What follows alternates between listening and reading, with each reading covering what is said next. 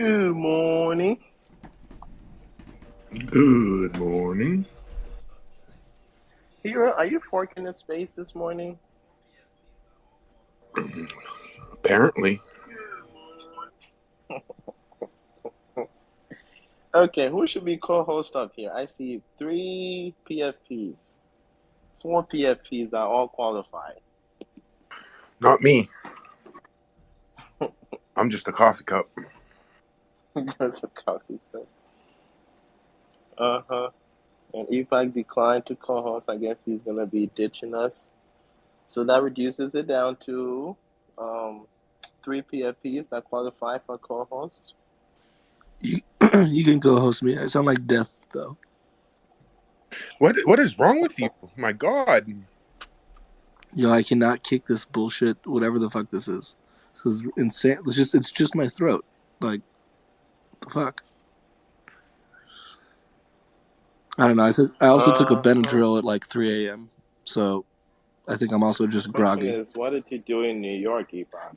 That's what I want to know. Too many balloons. Too many balloons.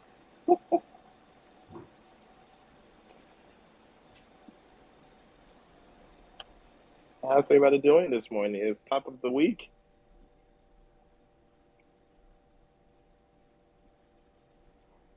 Sorry, I'm just trying to tweet. I can't do two things at once, man. You are doing the Lord's work. Carry on. Everybody do what that cup is doing. So the coffee cup pinned to the top, a tweet about the space. If everybody can go up and retweet it instead of making their own tweet. And if you don't follow this account, please make sure that you do. Nice. All right. Well, I'm deleting my tweet. Yeah, if you have something pithy to say, feel free to add a quote while you retweet. So don't feel like you can't have your cake and eat it too. Yeah, you could just requote the tweet, Epoch, and make up your own bullshit.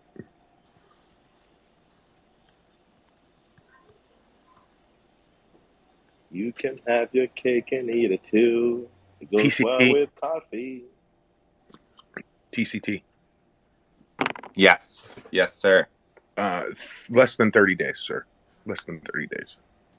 And I will be in your neck of the woods. Dude, everybody's coming. Everybody coming. I heard Lido's coming down to hang out. He wants to go fishing with us. I'm glad you said that because I sort of dropped a hint and decided not to bring it up again in case you guys secretly don't want me there. Well, I'm only going to be free for a day. One day that I'm not at Universal Studios. So. But yes, first week of June, I'm free for a 2-day excursion.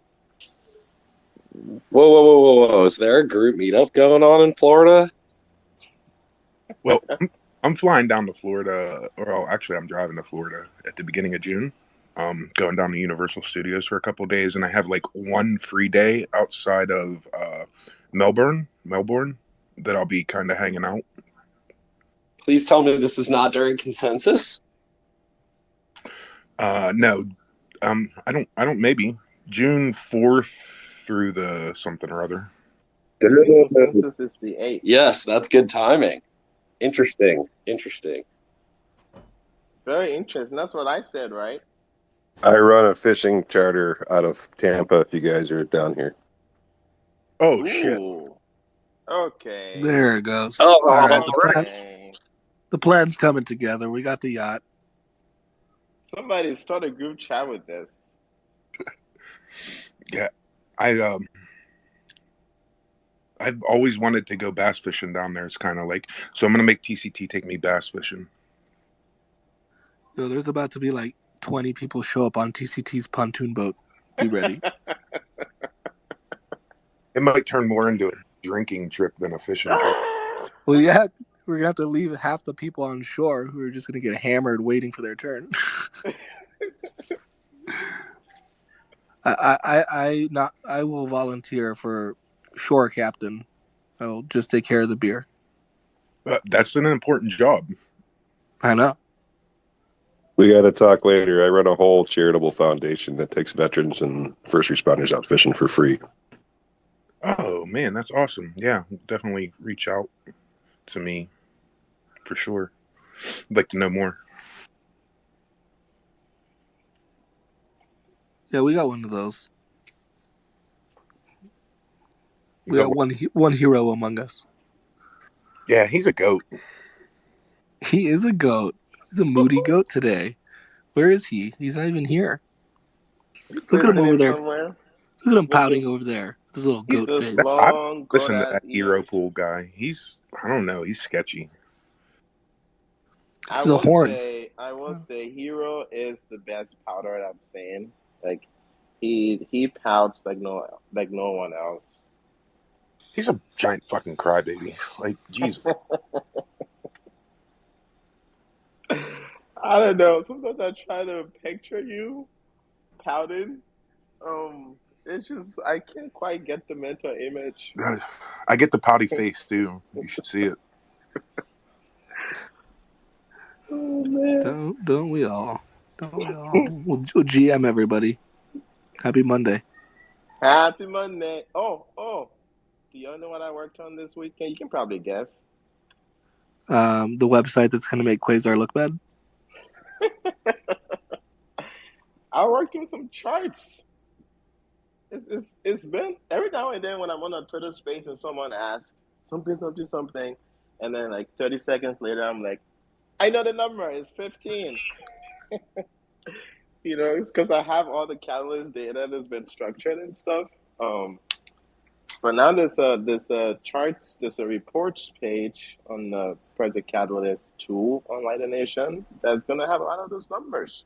So next time someone says, I wonder what the largest proposal that's ever won, you can just pull up that page and said 147K. Who was it? Come on, Lido. I know you know. I actually don't know. I would have thought maybe like DC Spark. I have to look it up. I don't think it's DC Spark. It might be Liquid. It might be something else. Sounds like Liquid. It's not Liquid or Glow. Could be Glow. What's going on with Catalyst? When's voting in? Voting is going on right now. Voting is going on. Oh, and I saw a chatted about Cardano Over Coffee guest this week. We actually have Governance Day on the 4th, which is Wednesday, where I'm trying to get Ada Cafe host to do governance takeover for the Astros. It's coming along. I think we've got three hosts who's committed so far. You could write Hero Pool down there somewhere. That makes 4, I think. Or maybe some Hero Pool was committed already. Anyway, so May 4th, 11 a.m. UTC, Governance Day will kick off, and it will go for 24 hours, and it will end at May 5th, 11 a.m. UTC, which is when voting closes this week. So I hope you all been voting. Vote. And make sure you vote for all of the challenge settings. There are only 76 of them. And the write-up is much lighter than the typical proposal. So you can read through a bunch of them quite fast. I'm going to ask you a question, Lido. And Yes. I'm going to take this the wrong way. I'm a man with very little time. How do you expect me to read through 76 challenges? Go to Lighter Nation, go to the voter tool. First go to Project Catalyst and then the voter tool, and then scroll all the way down to F8 Font 9 challenge setting. You will get all 76. Click on a little quick view icon. It will open in a pop-up. Okay. Expand the detail write-up, and it will open in like 2 seconds. So you can open each challenge in 2 seconds and spend 20 seconds reading it. Why is it important that I vote on challenges? Well, the challenge setting basically determine the budget for the next fund. So out of these 76, a limited set will get picked, probably anywhere between 20 and maybe 30, maybe, depending on which one wins. And then those things that get picked will be the kind of proposals that you will see coming in the summer, and those will be the work that people will be getting done about this fall. So if you care about what people should be spending money on, if you have an opinion whether or not we should be spending $1.5 million on NFT community, you should vote for that. Go ahead, Fluffy. So, okay, yeah, I was going to say two things. About the reading the 76, I think Lido was pretty much getting at this, but it's you only need to read like one sentence or two. It's like looking at the challenge and be like, is this a good idea? Do I want to see more proposals on this? It's like, it's a pretty quick call. Like, I want to see that. Or like, no, I don't really want to see that. To that point, I was just going to say, Lido, I remember, I think maybe it was last round, anyway, one of the last two, when we were talking about voting, and because you say this every time, like, vote for all of the campaigns.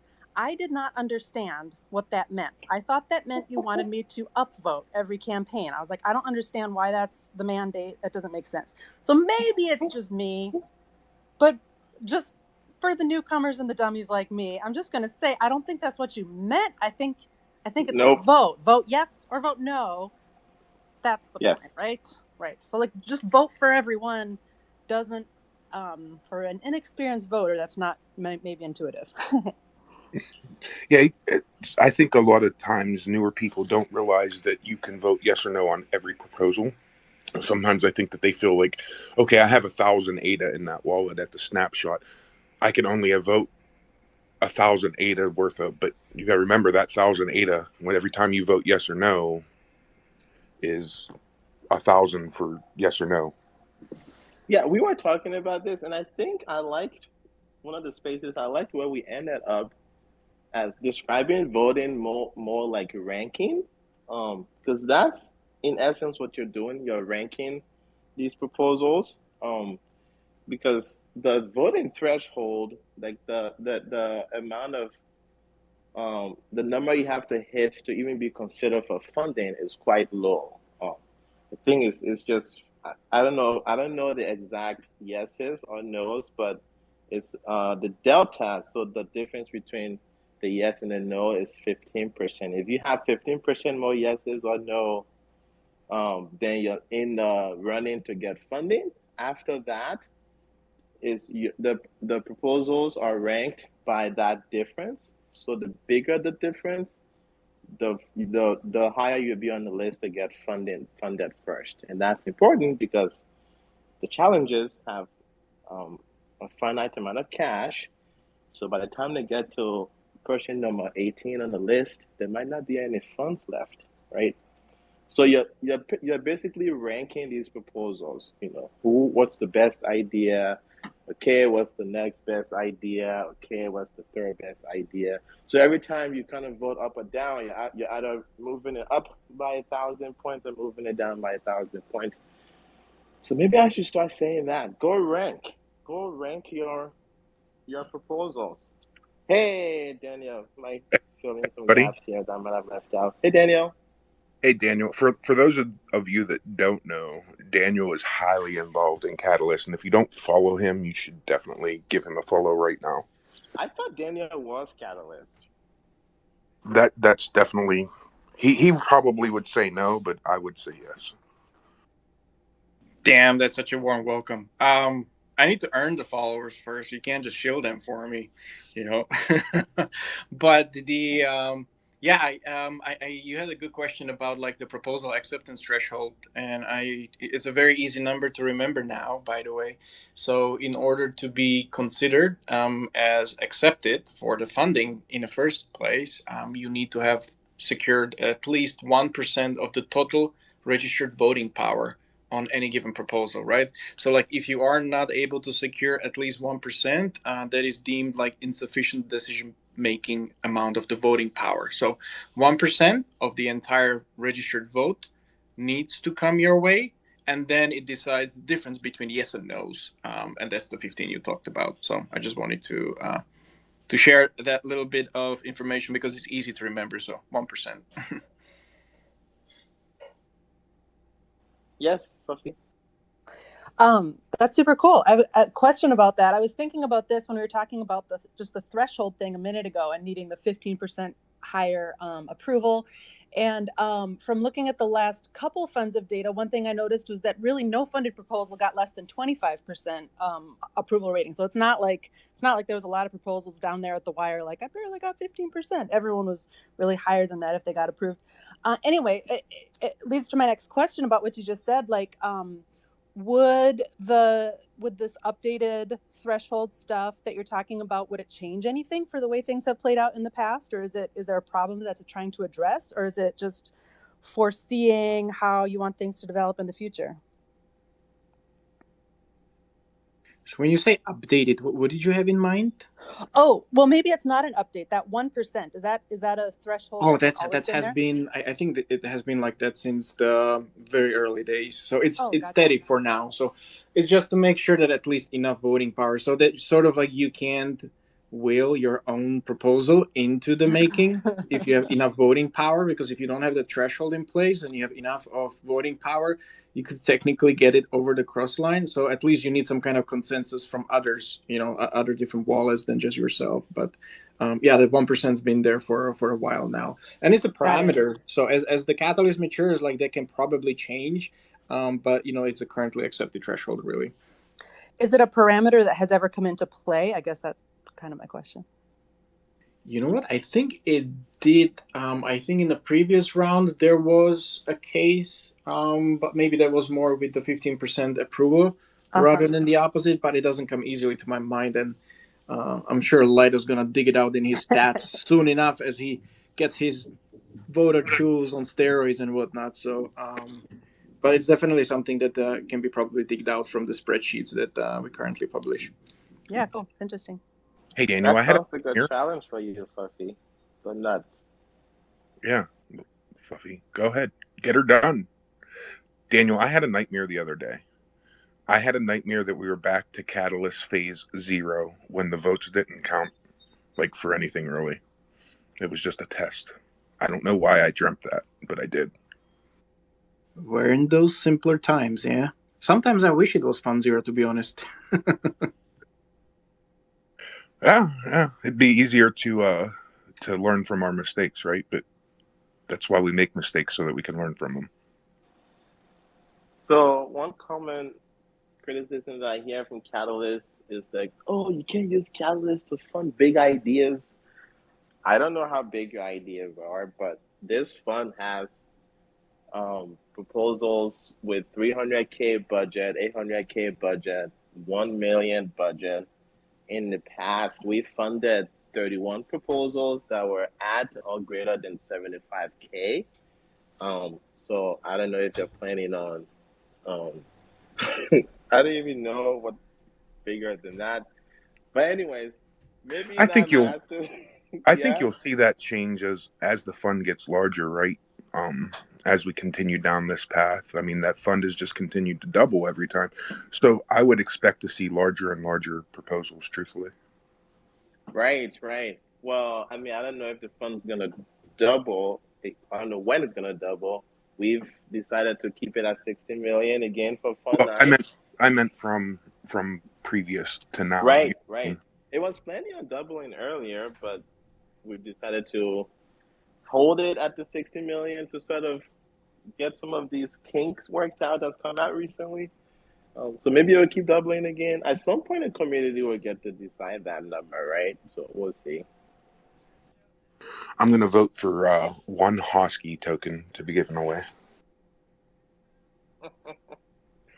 I was going to say there's definitely bigger proposals in this round. That was what one of our charts showed, that there was way more money being proposed in this round, while only a increment more actual proposals, which means there are more bigger proposals. I think the trick for the big ones is they just have to be ranked or voted that is right near the top, right? Because if the fund runs out of money, then, then you're shit out of luck, as I like to say. What isn't there a betting people Catalyst proposals? I wonder if they've ever looked at Catalyst voter outcomes as as target for some of their betting games. That could be interesting.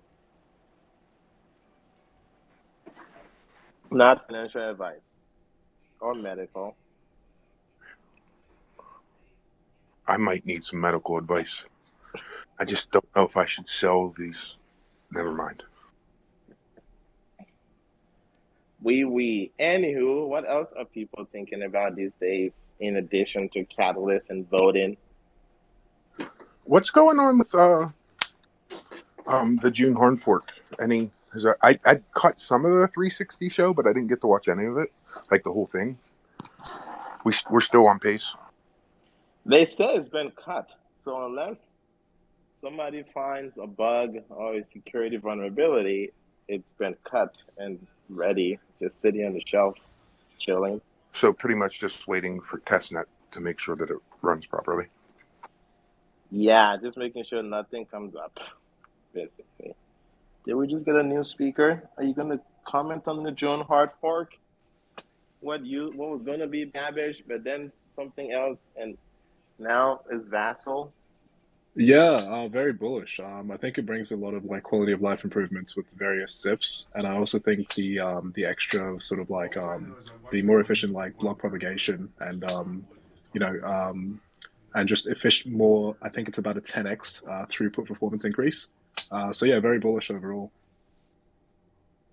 All I know is I watched one part where Mr. John Woods was talking about, the future where there'll be blocks inside of blocks and constant transactions, and my mind just was like blown. I think I was sitting there thinking, here's a fucking great idea, huh? Have they covered what the theoretical like throughput of like when they're done with like the Vassal hard fork and then like input endorsers and then they go on to I think sharding is next up, right? Or some sort of like blockchain based sharding. Have they talked about like what they're expecting the layer one without the inclusion of like sidechains and all these other sort of like roll up solutions or scaling? Like have they talked about the cumulative like throughput, like what are we sort of like looking like how many people can like be onboarded into the onto the layer one without depending on any sort of like other external sort of stuff. You would ask an Ethereum maxi, they would tell you one transaction per block. I don't think that they've talked throughput, which I think is a good thing because I'm not sure that they're 100% sure yet, right? I think this is all a giant fucking experiment, and they're not 100% sure. Oh, of course. But I was almost like, I imagine like in the future it'll be interesting because you'd almost have this case of like, okay, you have these Hydra heads, and that's where like 99% of people sort of like, transact through, they delegate, they just pick a Hydra head to sort of and transact there. But I also suspect like for the bigger transactions, like maybe 7 digits or, with inflation, maybe 7 digits is like $1 when we get there. Like you have the bigger sort of like transactions going through in the main chain just because you want that to be like settled and confirmed in multiple blocks like with like both parties or however many parties are sort of like organizing that transaction. I imagine that would be the case, and it'd be interesting to sort of like see what the fees are like let's say 5 years from now when you're sort of like, because I think they're about 30 cents, forgive me if I'm wrong, roughly sort of around that range for just a normal transaction, right? Yeah, it's somewhere right around there now. But they thought about all that, right? Because that's all we can adjust all that in the future. So that's the thing with Cardano, that they thought so far ahead with this academic research and the way that they built this layer one. It's so much different than any other layer one solution.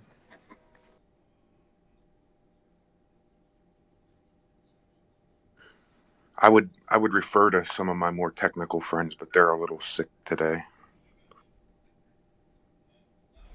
Uh-huh.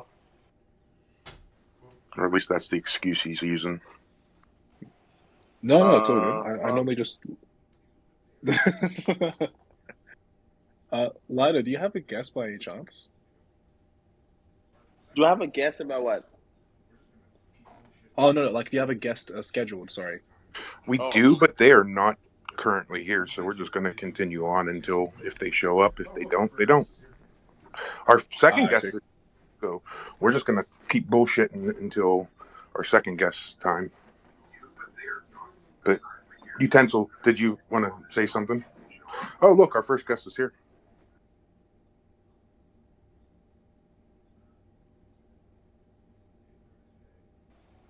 Hey, there's one of my more technical friends. Hi, Nicholas. Oh, you got removed. Did you remove him? nope. I think he rugged. He rugged. Hey, Protégé. Good morning. Saved up all We're this gonna. energy for y'all. You save that energy for 2 more minutes. I just want to see if Nick comes back up. I want to see if Nick comes back up and puts his 2 cents in before. Unity, so you had your hand up. Did you have some love laces? No, I was just saying that I'm available, but ready for my spot. I'm happy to let the chat go on. Yeah. Protégé showed up, so we're gonna get to him first, and then we'll get to our second guest, which is Utensil, which I'm quite interested in because I tried to do some research on you prior to. Wait, why are you calling it utensil? Because That that's what I is call it. okay. You don't know me very well. Lido, how long have we been hanging out? Like, I'll take utensil. That's cool. we've been hanging out for months, right? You know that I just make names up. For Christ's sakes, let's come on, man. This seems like a whole new level. Well, this might be a new. Well, I told you I was reinventing myself on my week off, right? So our first guest is here. Everybody that is in the room, I'm sure, probably has heard from him or talked to him. He hangs out here a lot, hangs out in a lot of other Twitter spaces, does a lot of work with SPOs. God only knows what he has going on now, so we'll just let him take over. What up, Protégé? What up? Yeah, I learned to kind of like, if I'm gonna do a segment of a chat, to just like come right at the last minute. That way, all of my glorious energy, caffeinated, free here, right? Energy can be spent on the shill/explanation. But yeah, it's a pleasure to see y'all today. Lato, Epoch, Hero, using the Cardano Coffee banner, TCT, Did you call Daniel. me little? It's the accent. Yeah, sometimes in my brain, if I go with the Portuguese, I'm gonna be Lijo. But then, like, I'm trying not to say that, so then I end up saying Lido, but then I say Lido, Lido, blah, blah, blah. Yeah, it's a struggle. Anyways, before I was so rudely interrupted during my shill, jokes. I have jokes today, people. Speaking of 1 year, and then the word just used by Hero, reinventing. Wouldn't say I reinvented, more like upgraded, kind of like renovated. But not making it complicated. There is a new partnership that formed by and through myself and then Everything Blockchain, who will be a vesting company in this partnership to form New Age Marketing. What is New Age Marketing, you ask? Well, in part, it's already what you know that I do in my collaborations and working and dealings with SPOs, but we will be expanding our services and or really targeting the advertising and marketing potential of tomorrow using 3D augmented reality, virtual reality assets.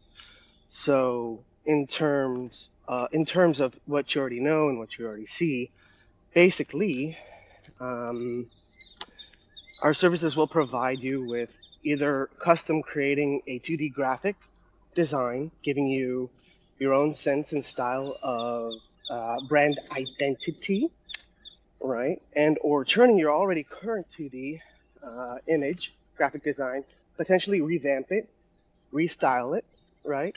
Or keep it as is, turn it 3D, and that's at the base service, right?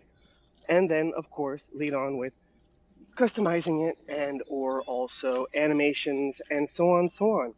Basically, a lot of what you've already seen me do in the last year and some change, but we're going to be more so venturing into, forming an actual marketing advertising company, content creation, graphic design, 3D AR service, right? And with that, the vesting company, which is so Listen, those generous, will birds, be, those huh? birds outside, There are birds. I I'm hear them. outside They walking the sound dog. beautiful. Continue. Thank you. Sorry. You're good. We all have a little bit of ADHD in ourselves. It's fine. I respect that. Listen, so. Oh, God. So, with that said, they will be generously starting up and funding the ASPO, Stake Pool, for New Age marketing. And so, of course, then keeping things transparent, keeping things linear. Such, now you hear an airplane in the background. I hope that's still nice. Anyways, with that, the funds that we accrue, the profits, will be also dedicated to the stake pool. And this stake pool is not, I repeat, not delegator competitive.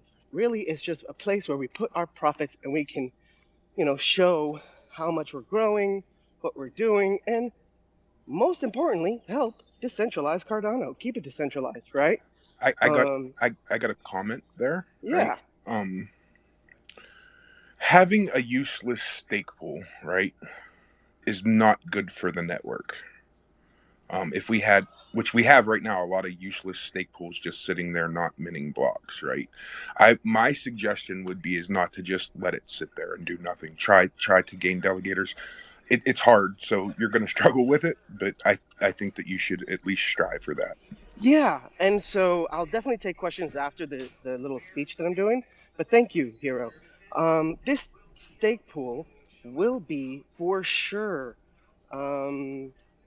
of utility, of use, because it is in turn, where the business, right, the services will be helping, dealing, and showing how it's growth, right? But also, yes, definitely not letting it just be there. That's why we also hired out Canucks services to help run it and keep it performing as it should be properly in promoting the proper decentralization of the Cardano blockchain. We felt that we could have run a bare metal node or such, but we wanted to focus on continuing being able to network out and create, focus on really the content creation that we are doing. And so, because, as you will, how do I put this? Because we are in net positive profits, we can afford to do so. And so, excuse me. Yeah, no, I definitely hear you, Hero. We don't want useless things bobbing and floating on the water, collecting and polluting the network. Yeah.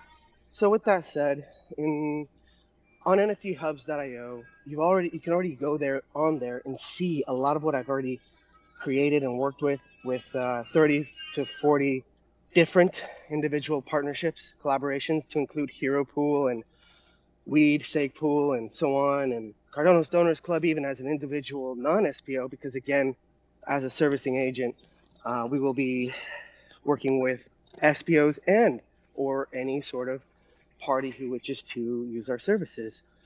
But again, another facet that I'm very happy to announce is that myself being Pavia accredited, verified, I will also ensure that those assets created are Pavia verified in their own marketplace / ability to be exported into there for the things created. Oh, fuck. Sorry, Protégé. I went to pick up my phone. It was sitting down. Sorry. Continue. Where did I leave off? You were just saying you're Pavia certified, and you're going to make sure that they're... Woo! Okay, and so, sorry about that sound in the background.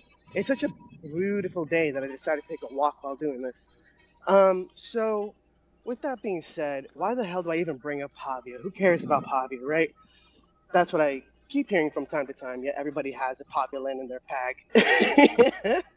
No, is sir, not everybody. Not not everyone. everybody, but a lot of people do, even the ones who talk shit.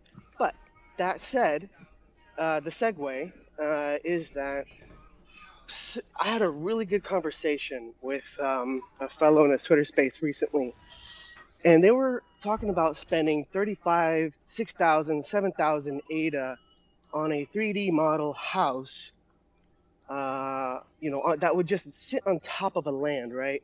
And that house, it was a CNFT for that community, right? But I asked them, why not just spend, because let me repackage that thought.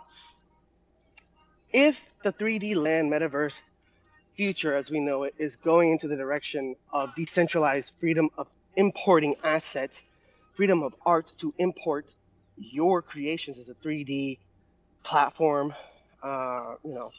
either artist or just brand, and you want to go 3D, well, you probably want your own custom, not cookie cutter like everybody else, 3D modeled home and or assets put into that 3D metaverse. And so if the real discussion that is always occurring is that, generally speaking, the 3D metaverse of tomorrow will allow for the ability to import, upload anything that you create to that metaverse, wouldn't you rather just spend that much money, if not way less, on hiring out a custom 3D artist? And this could be me or anyone else, like Frog Dog, for example, or Bart, and so on, so on. Oh, Weird Woodsy too is amazing 3D artist. They can actually build you your own 3D custom home, file type, .glb, FBX, whatever you will want, and you can easily customize that as you wish, and it will look like nothing else from anything anybody else has.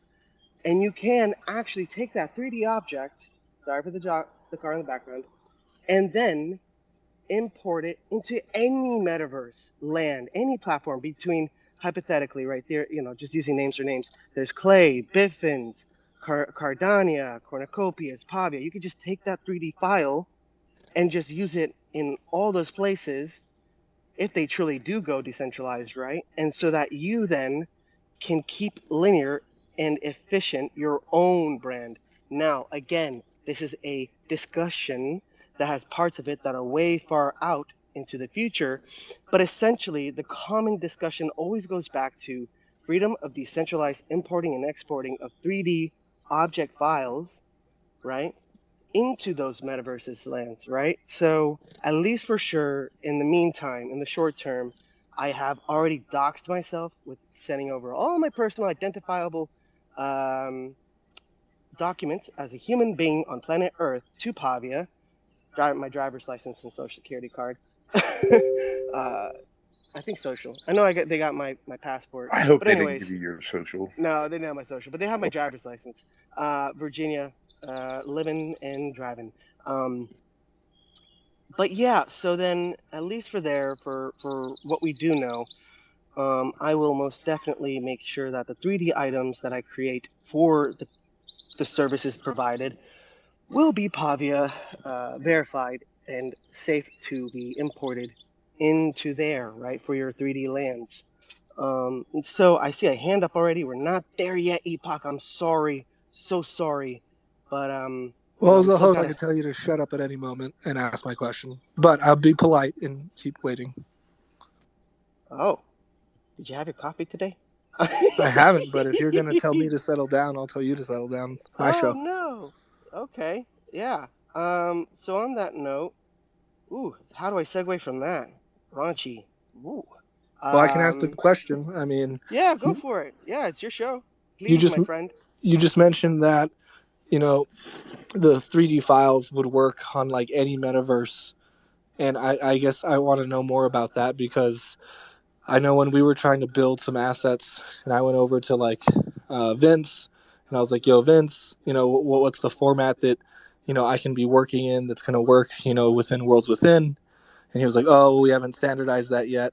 I was like, "Okay, well, what's Pavia doing? What is such and such doing? What's such and such doing?" So, well, I'm not sure, that's standardized yet. So I'm trying to understand, like, is the reality actually that one file, and I don't even know what I'm talking about, that's why I'm asking this question, like these files that you're making for your 3D art, like, is it actually going to work in all of these different metaverses, or is it actually highly possible that there's going to be a different format per metaverse? And not, I'm saying, n number, but there's going to be more than one, and it's not like these assets are going to clearly translate easily. Like, sure, I'm sure you can do some conversion or rebuild in a different way, but like, is it actually supposed to be one format for all metaverses? Beautiful freaking question. By the way, I was just in the middle of saying a thought, and so I just, you know, respectfully, I was just kind of like, oh, I see a hand up. And so I love the question, and it is your show. So I do want you to know I respect that, and I respect you, and I really am happy and humbled to be here. It's just, something? Not always does a joke land. So I'm going to quietly laugh that one to myself as I sleep in my bed in the fetal position. Anyways, so jokes aside, by the way, as for your question, here's the beautiful part about it. Because it's custom and you're working with a one-on-one situation with a 3D artist, i.e. myself, we can, rework easily the file types, the models, the such, that it can then be and do that, right? Where it can, ever so needingly, slightly, if needed, the modifications to be export and import friendly to those metaverse lands, right? So long as we follow the criteria between the different metaverse lands, right? And so a part of that too is smartly understanding and knowing the different parameters between the different metaverse lands and projects, so that when you do create something, for the general most part, right, it can be imported, exported. Now, the way I say that is, if you then were to just buy a cookie cutter and or just object or 3D CNFT, that limitation is then solely restricted to that metaverse land, that metaverse project platform, right? You then lose that ability to customize and or change up beyond what is available in that exclusive CNFT project or 3D metaverse land, if you will. And I say CNFT, but any 3D land, and it goes beyond where there's like, Sandbox, Decentraland. And of course, then you have to take into consideration their own themes, their own environments, their own aesthetics. And you can do that with a custom 3D agent, right? But most importantly, by you working one-on-one, the cost to do that is equivalent, if not far less, than some of these current 3D CNFTs that you see on the secondary market for these lands. And it's like, at least you know that when you work with a 3D agent, you will have on retainer that 3D agent, so that those 3D objects that you've created can at least be used in not even just Cardano metaverse lands, right? Again, you can then start looking at other blockchains too. You're then not just limited to one sole project, like, let's say, just again, like for Pavia's sake, right? You're not just restricted to Pavia, and again, you're not to begin with at all, but the model that you make and import into Pavia, because you have the original file type and you are the owner by getting with a custom 3D artist, you can then take that to anywhere else that you would want to expand your brand and merchandise, so if you will, right? I see we also lost Cardano Over Coffee, the PFP, the host. I see Hero down there. Don't know if you want to come back up, but yeah, Epoch. I hope I kind of answered that question, and if you need more clarification, transparency, please do ask. I guess, like, I'm still struggling to understand, like, can you name like two projects that have the same format? The same format as in As in, if I am sitting here with a file of a certain extension and I want it to work in a metaverse. So are there 2 projects in Cardano that you know of that have the same answer? If I were to ask them, what file type will work? .glb, if that's what you mean. Yeah. You can easily reformat it as you will, but I know for Unity, you would need .fbx, and between .fbx, then there's .glb that you can easily reformat that into that, and then there's also .gltf that are the primary 2, GLTF and GLB, on your current 3D CNFTs as you see now. That's what they're running on, using for the most part. And then there are .svg, but that's a different type of 3D, which also is compatible. But yeah, I mean, Pavia will be GLB. Cornucopias, I do know, I talked to Rob Grieg, that those 3D CNFTs that you have within your wallet, as is now, can operate, well, would operate from his mouth. He said, yeah, you know, you can import them, or like when you connect your wallet to your 3D land in there, they'd act more like a souvenir, if you will, kind of like a little art piece, rather than actually having major utility, from what is my understanding, because So, they are not brand or native, right? They're just taking the CNFT and then showing it within the land there, but it's all, you know, so, .glb too, right? so what I'm hearing, right? What I've heard from this whole conversation is that there is no standard. So really, as an artist who's working in this minefield, because there's no standard by these metaverses, right? Do you know if they're working together to create a standard? Because I think that would be something that we as a community should work towards. Because if I want to buy art from you, I want it to work not only in Clay Nation metaverse, I want it to work in Pavia and Cornucopias, and I want to be able to take that. So do we know that, are they working on a standard file type? Yes. Yes. In the sense of for Unity, it would be .fbx, but the current consensus and or most updated / modern file type to use is .gltf, and then .gltf is just a file type that's separating the material / 3D object separately, but it's still. Then what they do is they take .glb, which combines those two, and it puts it all into one succinct file type. And so everybody's operating pretty much off of .glb. So the file type is not necessarily what's to be watching. It's more so earlier in the question of what Epoch said, the parameters and the settings that they'll allow for importing, right? So the size and the type of file, right, in terms of polys and file size, that will be what determines if it can be imported in that metaverse, not the file type. It's the size and the parameters. Gotcha. And the only way that you can really get ahead of that is if you have your own 3D modeler on retainer. Now, why did I even bring up all of this as a conversation beyond the new partnership and talking about that? It's pretty much me just trying to spark plug, create that conversation, that narrative already, which is trying to get people to realize that you are going into a future where the conversation is already centering on allowing freedom of importing 3D, right?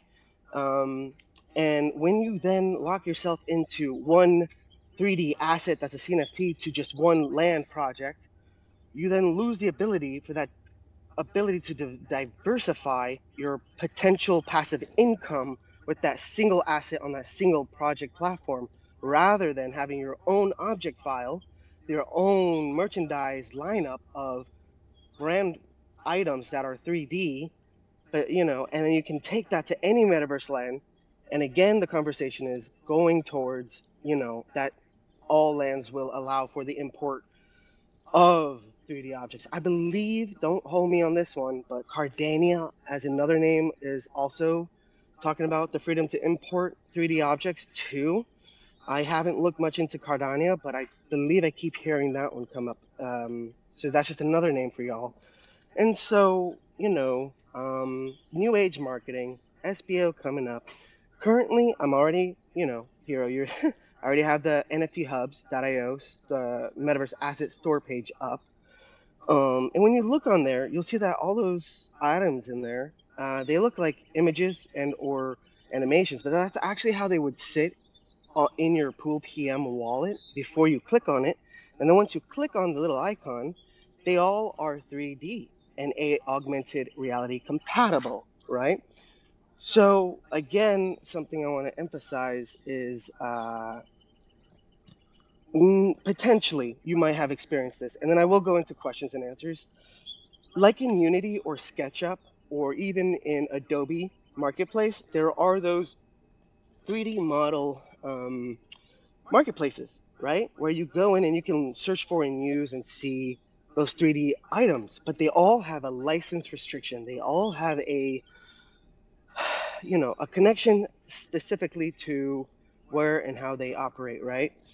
But in kind of a way, when you look at the NFTHubs.io, what I'm trying to build out is, with those who want to, a collaboration in which it's almost like a Unity 3D item store page, right? Where you look at those items there, and it's just expanding out a Cardano 3D model asset page, right? So again, like in Cornucopias, whilst they said that you can just import those 3D models, then you can have those within your Cornucopias 3D land. And more than likely, Poppy will do in Suit 2, and Biffins, if you all go into Biffins now, while they do not have 3D support yet, you can actually connect your wallet to their aquarium and, watch and see all of your CNFTs that are 2D and or animations. And so that's just for right now, and they're still upgrading and updating, and so more than likely, potentially, they'll allow for 3D in the future, far, far future. But I do know that for Cornucopias, they already will allow that.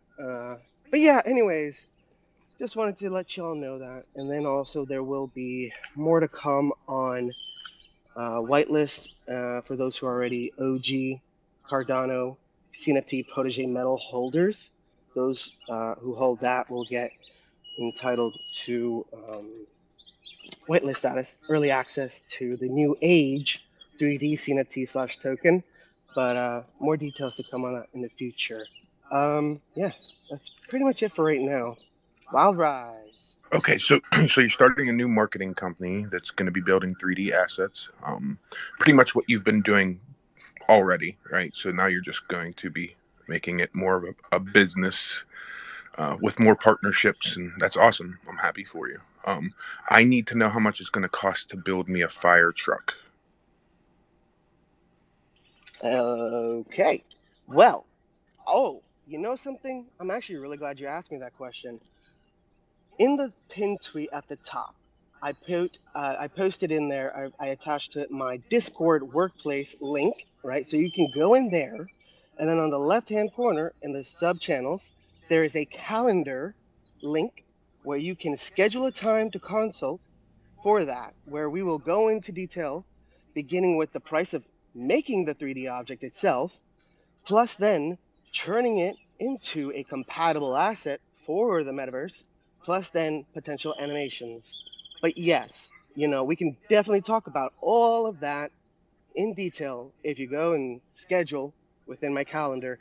Also, within that Discord link, you will see reviews left by Copper Seed Safe, Carpool, Room Ticker, and there are more feedback that I'll be getting reviews and adding to that Discord page so people can see the happy success in the last year of the work provided, right? And Hero, if I may ask, how did you like the services working with me by chance, if I can Oh, ask? they were absolutely horrible. You don't know. Oh no. No, I recommend you for you and Frog are my 3D artists. If anybody asks me, do you know a 3D artist? It's you or Frog. So there you have it. That should tell you enough.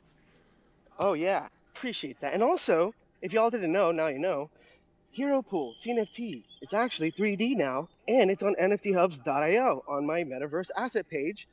And portion of the sales go back to none other than Hero, because a collaboration is not real until there's all parties winning on it. And by the way, when we created that 3D asset, it was done so in a pure collab fashion. And it was just really Cardano community friendship coming together, and it was just a great bonding moment, and I'll never forget that moment. Hero, love it. I appreciate it. Zart, you had your hand up, and then TCT. Yeah, truthfully speaking, I'm not really just a background. I'm not really a big fan of metaverses, metaverse this, metaverse that, because I think, I mean, to build a metaverse, you're talking about these standards that have to be sort of like global. It's probably ideally going to be a decentralized sort of like system, right?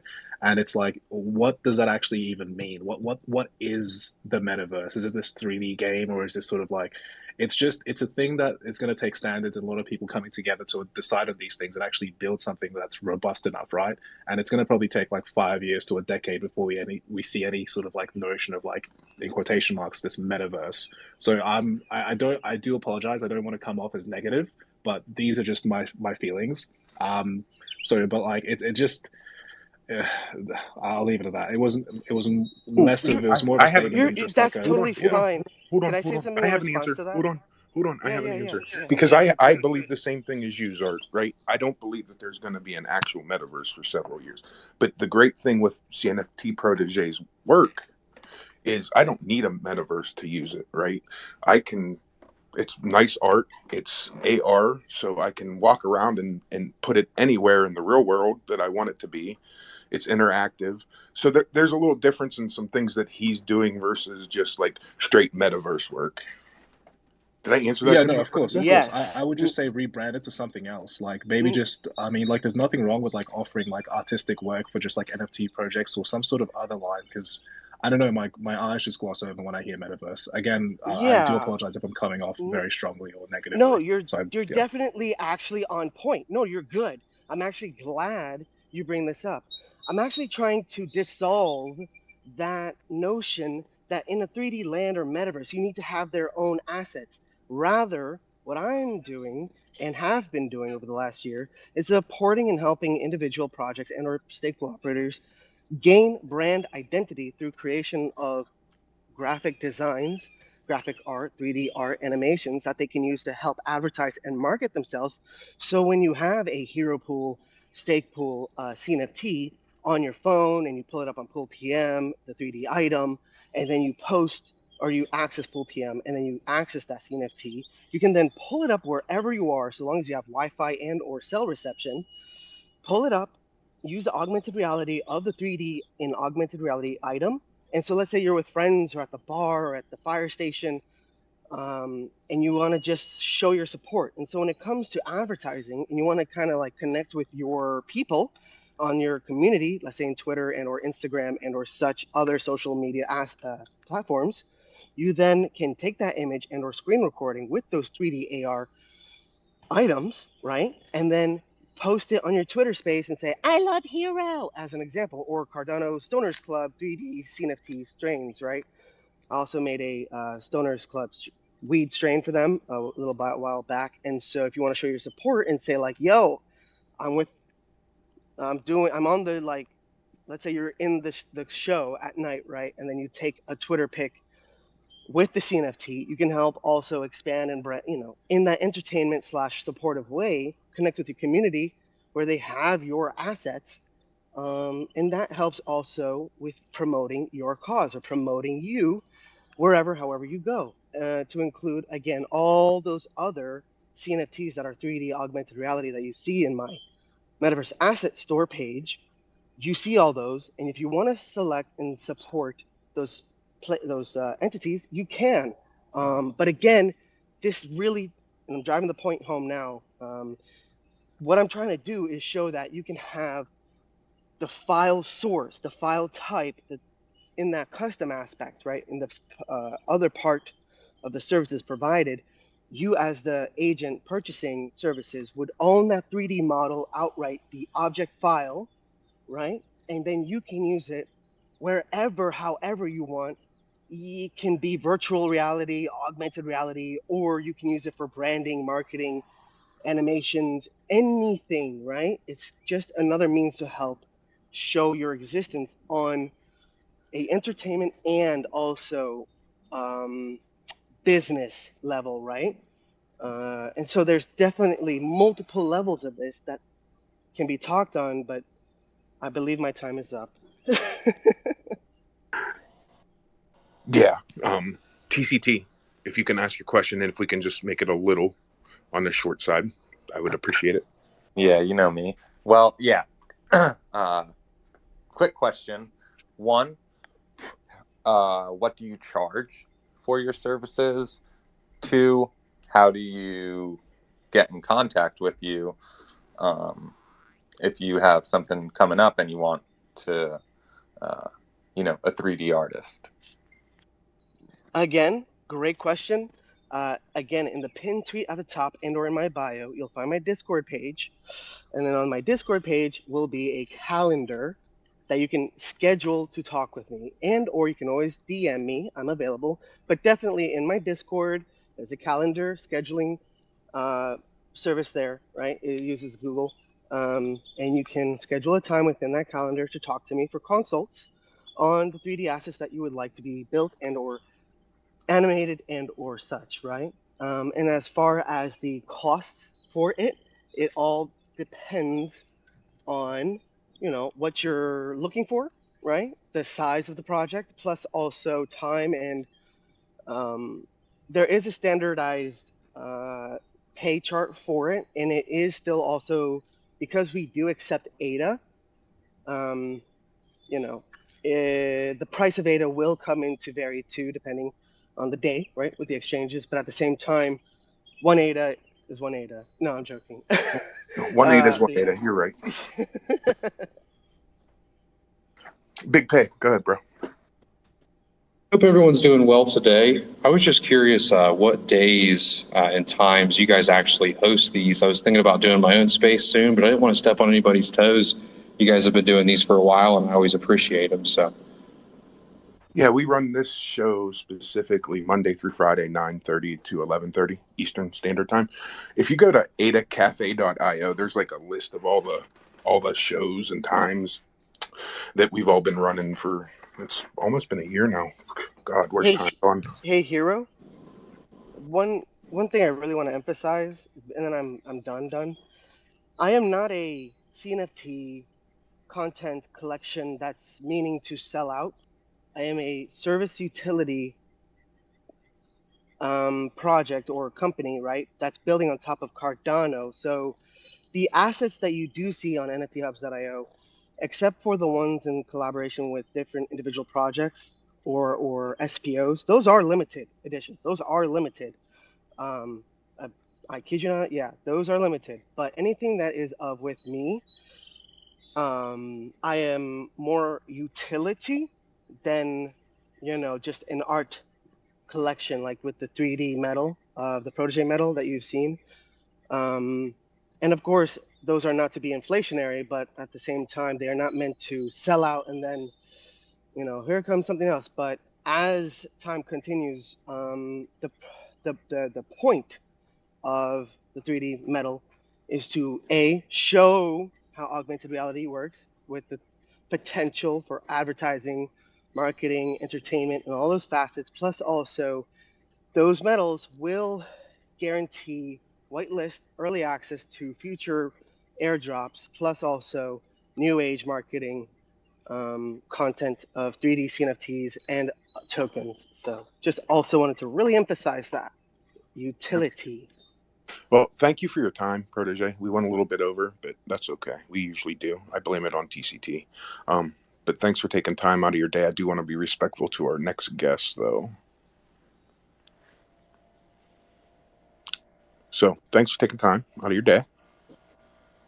I didn't have anything else, but I just wanted to say thank you guys for hosting the space, and I hope you have a good rest of your day. The Ada Cafe space list information was very useful, so thank you so much.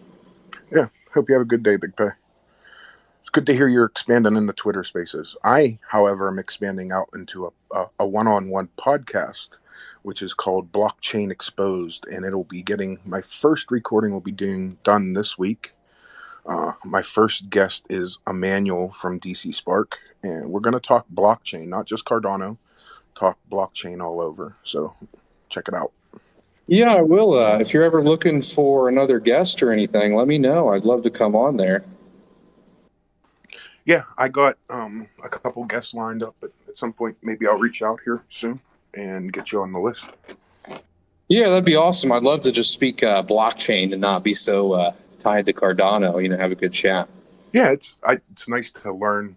I mean, you can learn from other chains, right? And I think that's one of the big things from Cardano is how much we've learned from other chains. So we need to. Oh shit! I just removed somebody on accident.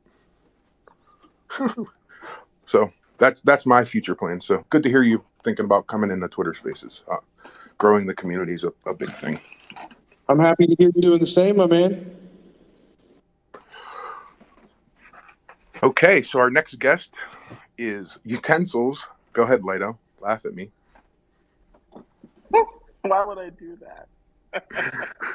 Well, I have adjusted my thinking around you. I've gotten with the program. Go ahead.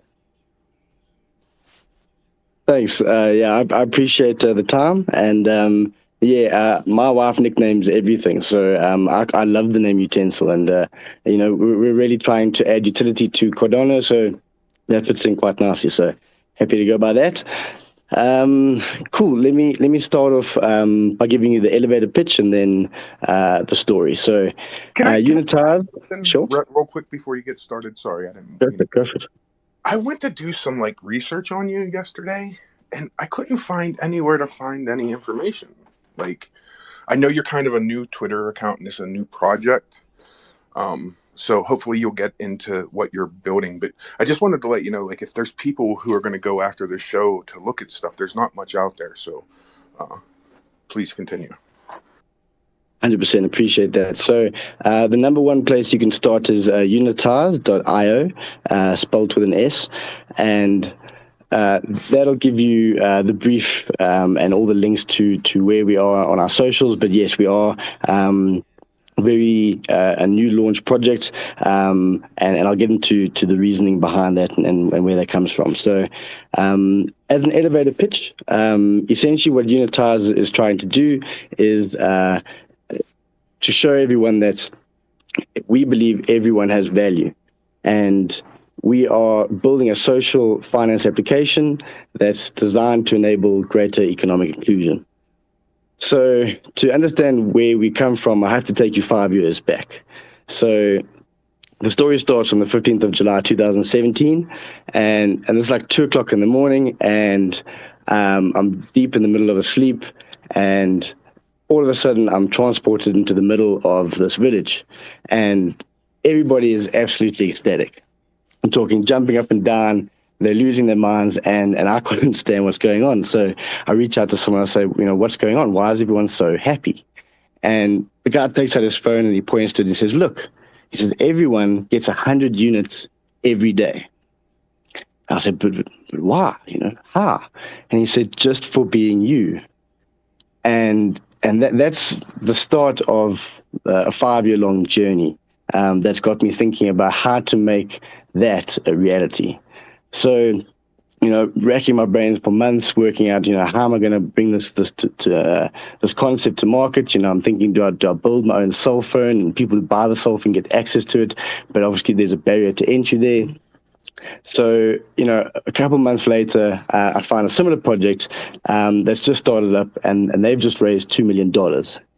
And essentially, there's two key aspects to what they're doing that really intrigue me. The first is that it's completely software, so anyone can log on using their mobile app, and they can get access to the platform. And secondly, they introduced this idea that there's 2 tokens that are critical to the development of the ecosystem. So the first one is called a token A, is the first token that everybody who subscribes to the network, any person on Earth, gets access to these tokens, and they can collect 100 of these tokens per day. But with one caveat. So every day you lose 1% of your tokens. So a maximum amount of tokens that you could hold in a wallet as a user would be 10,000, because 1% of 10,000 is 100. So there was a limit to the amount of units that these users could acquire. And then secondly was the introduction of a vendor or a merchant. And what their role would be to acquire these units from the users and then convert them into their secondary token. Let's call it token B, at a rate that at the time they hadn't determined how to differentiate or distinguish how that was going to change over time. But they started off by pinning it at 1,000 to 1. So you would collect 1,000 of these tokens from the users, and you would then convert them into one of these secondary tokens. And after working with them for some time, we quite quickly realized that the biggest problem that they had was that most of the products and services were localized. So they had people that were selling burgers and milkshakes and guys that were washing cars for these tokens. But you had to be near those people or those services, those businesses to get access to the network. So that's essentially where Unitize was born. So I developed the code and the software that allowed people to exchange their token A for mobile data and airtime. So it didn't matter where you were, you could log on and you could acquire data to access the internet or airtime to make phone calls. And it took off like a house on fire. So we, over a period of 3 months, we acquired 22,500 unique users. And the number one story that came out of that was a guy reached out to us and said, this is by far one of the best things that's ever happened to me. And the reason is through being able to get data, I was able to search for a job online and then I was able to apply for that job. And now I have that job. And through that story, we took this out and we were able to raise $30 million on what we had achieved. And that's when I realized that there was a major hole in my plan, and that was decentralization. So unfortunately, the main stakeholder owned 75% of the network. And from one day to the next, I was rugged. And they pulled all the money out and they put it into different businesses and changed the business concept completely. And it was the best thing that ever happened to me because it led me to Cardano. So about that time, I had a shoulder op and I was bedridden for a couple of days. And my dad actually mentioned to me, said, have you listened to Charles Hoskinson talk about Cardano? And I said, no, I've heard of Cardano and I see it there, but I've never really taken too much time. And he said, go and listen to Charles talk. And famously, it was 2 or 3 days before that, the Lex Friedman Charles Hoskinson podcast came out. And I lay in bed for 5 hours and devoured every single word. And that's essentially from that talk is where the word social finance comes from. Charles says he believes that DeFi is more of a SoFi. It relies on the network, on the community to bring that into existence. And he got talking about Cardano native tokens and the NFT space. And immediately I realized that I had to build Unitize on Cardano.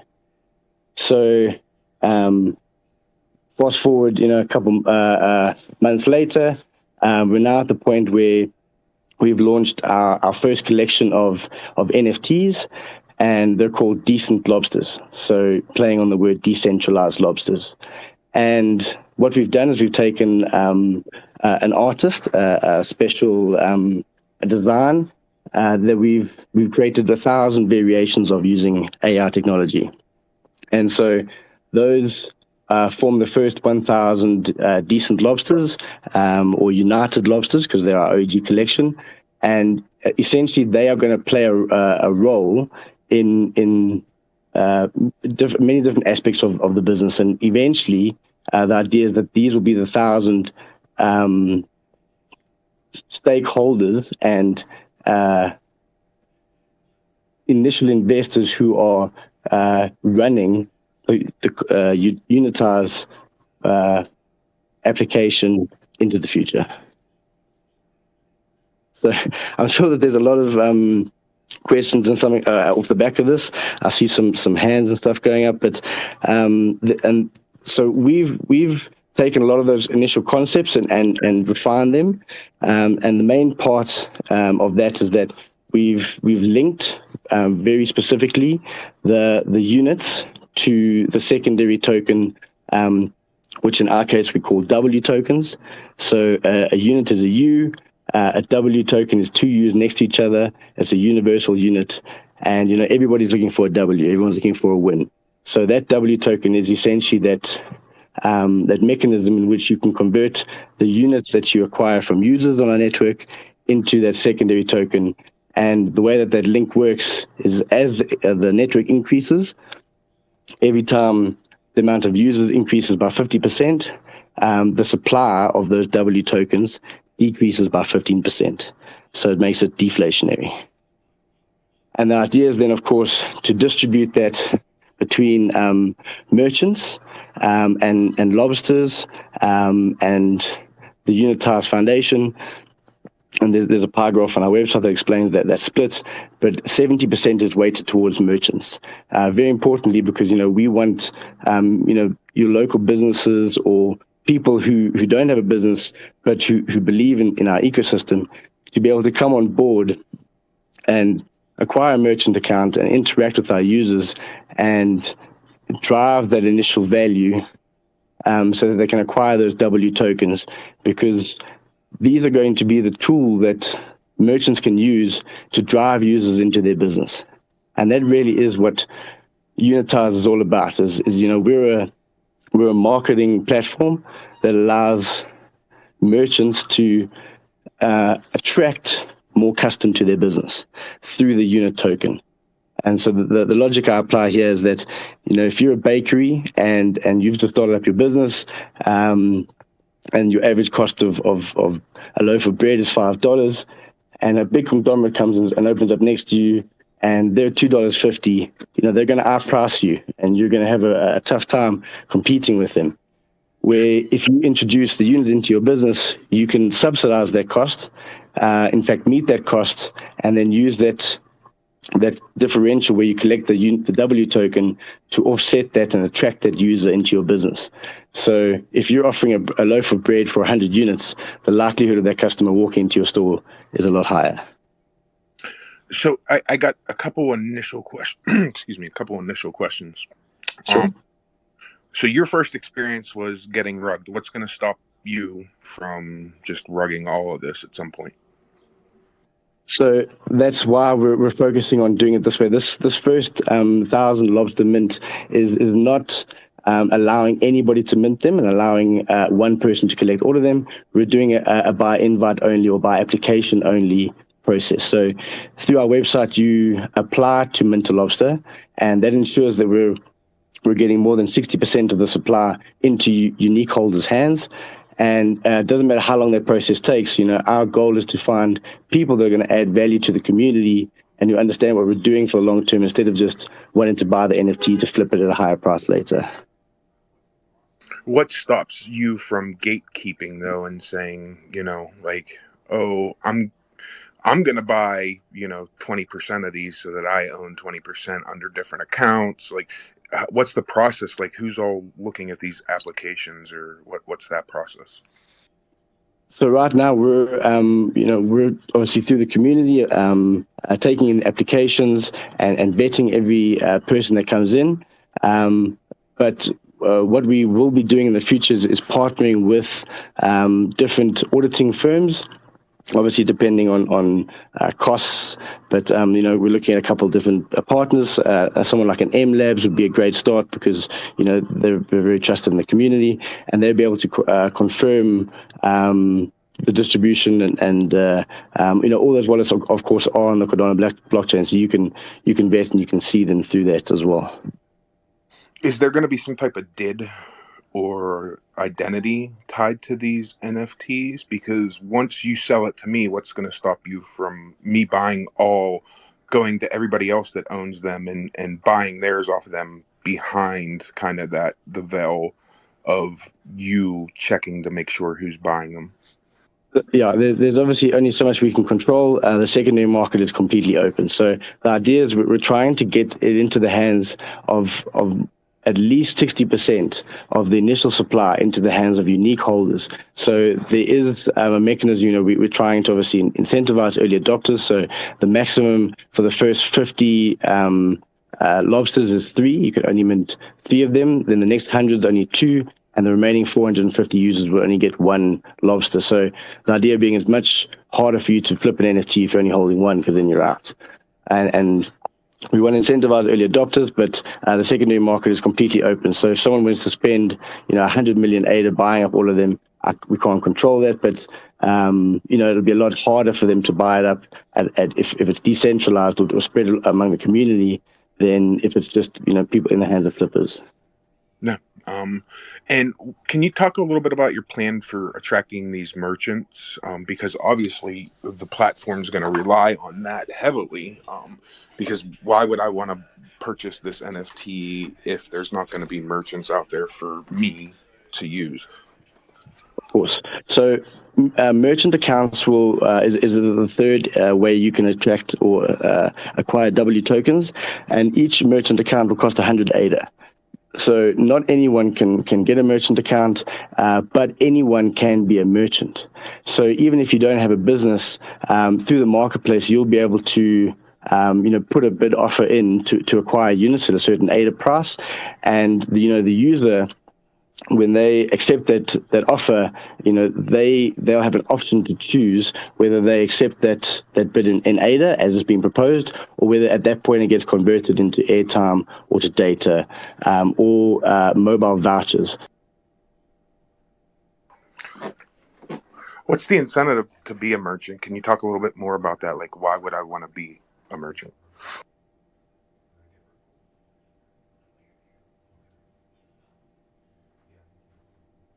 Like, what's the benefit to me? Did he get rug pulled? Did I get rug pulled? Might have. No, you're here. Okay. He's not. Yeah, I think he got rug pulled. That's some good questions for him. Doggone it. Doggone it. Hi, Block Jock. I've missed you, Good buddy. morning. Good morning, man. I missed you too, actually. I decided I'm no longer muting you. What? Decided I'm no longer muting you. I actually muted my... I lied. Whoa. I pressed the With button. great power comes great. You crack me up, man. I wasn't even looking at my phone anymore. You're still talking. Still talking. He didn't realize I'm muted. That's the best one yet. I didn't even know. Yeah, that was the best one yet, and you completely bamboozled me. Very nice. That was good. I'm under heavy medication for my knee right now. I totally, 56 years old, should not be running. My knee, I fucked it up. So don't use heavy machinery while you're under medication, sir. I try not to, man. I got to go drive a big truck later, but we'll see how that goes. But 18 years, slam them and grind them. I know. That sounds dirty, Blackjack. Jeez, keep that stuff to yourself.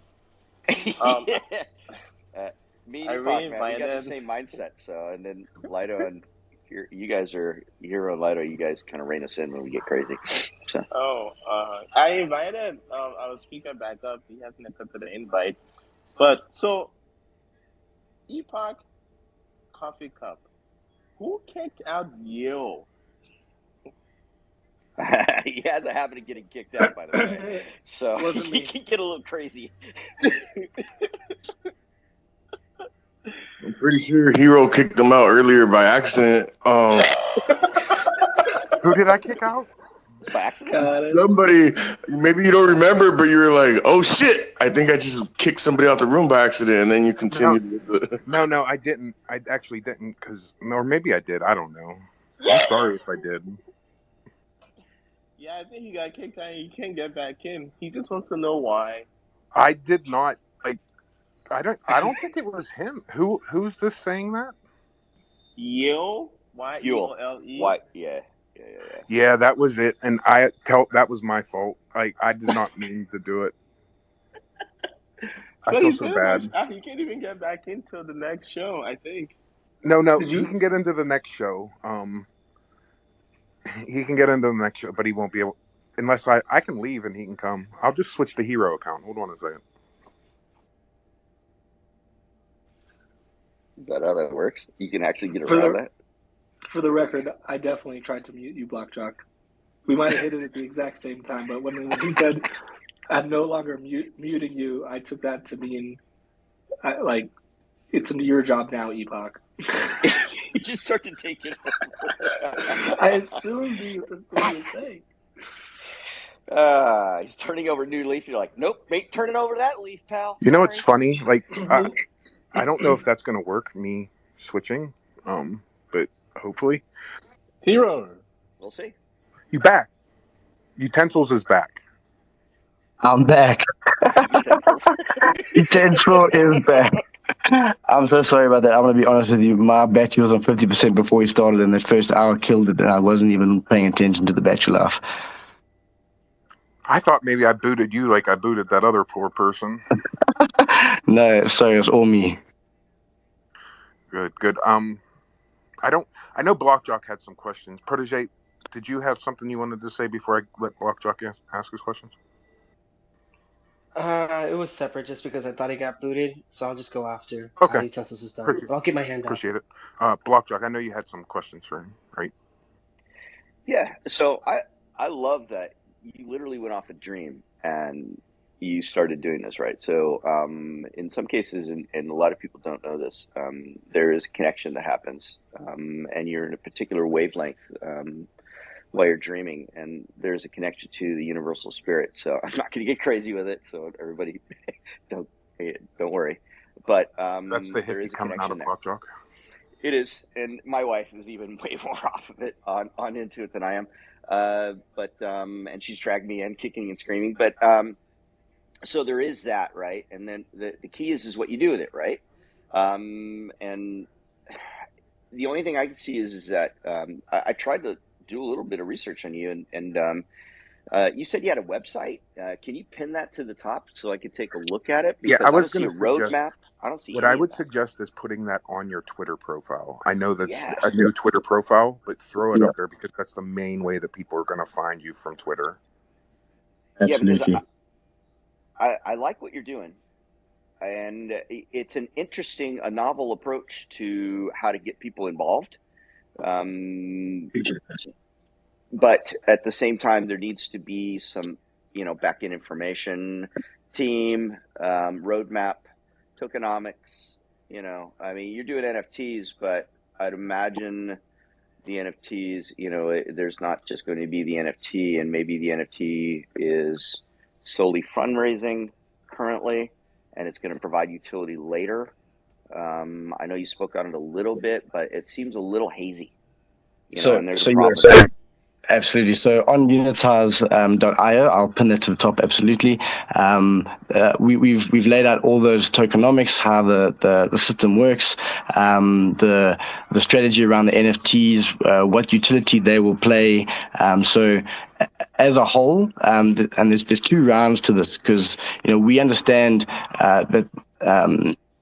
Through my conversations with people in the space, it's very hard when you build that community, especially if they're going to play a role in the ultimate direction of your organization, in finding the right people with the right vision and the right belief. And so that's why the OGs we've applied this approach. So even if you're someone who isn't a big holder of NFTs, but you want to add value into the community and you have a novel idea of how you're going to do that, that's the kind of person and the type of people we're looking to bring in as those OG United Lobsters. But concurrently, we understand that we want to be open to the public and allow anybody the opportunity to get a lobster. So we have a second mint, which is called Pearl Lobsters, and those will be open to the public. So how Pearl Lobsters work is very similar to how some projects have allowed you to put your address down for whitelisting. Anybody will be able to apply their address, and we'll randomize that selection and give people the opportunity to mint. We have 4,000 Pearl Lobsters available. And the price on those will be, substantially reduced, compared to the United Lobsters, but they won't have the same voting rights that United Lobsters have. They, as a whole, those 4,000 4,000 Pearl Lobsters will acquire 10% of all the W tokens per day. So they'll be split between the 4,000 Pearl Lobsters, whereas United Lobsters will split 12.5% of the W tokens per day between the 1,000. So they essentially get 5 times the amount of W tokens that a Pearl Lobster would get. And the Pearl Lobster, in line with what we're doing with AR, when you mint your Pearl, the Pearl will contain a word. And that word, the AI will use to interpret and design the NFT, the Lobster NFT, that you ultimately will select how it looks, and that's what will be minted onto the blockchain. So, okay. yeah. So Will there be a lobster named Epoch that resembles a black hole? So it all depends on the words that accumulate in news. So if you mint the word green, you're going to end up with a green-looking lobster. But if you get the word green and you buy on the secondary market the word lantern, when the AI interprets those words together, you're going to get a green lantern-looking lobster. Will you have the words Event Horizon? So as part of the community, we're going to allow people to suggest words to add to that list. So we're definitely open for suggestions. So what is? I had a follow up. Just 1 second. Sorry, Blockjock. Damn. You know what? Since Blockjock's here, I'm out. Oh, damn it! He's like his Event Horizon black hole question. First off, the impact by doing a project like this is worldwide. However, typically we tend to think more local when we're doing these things, and when we start the projects, a lot of times.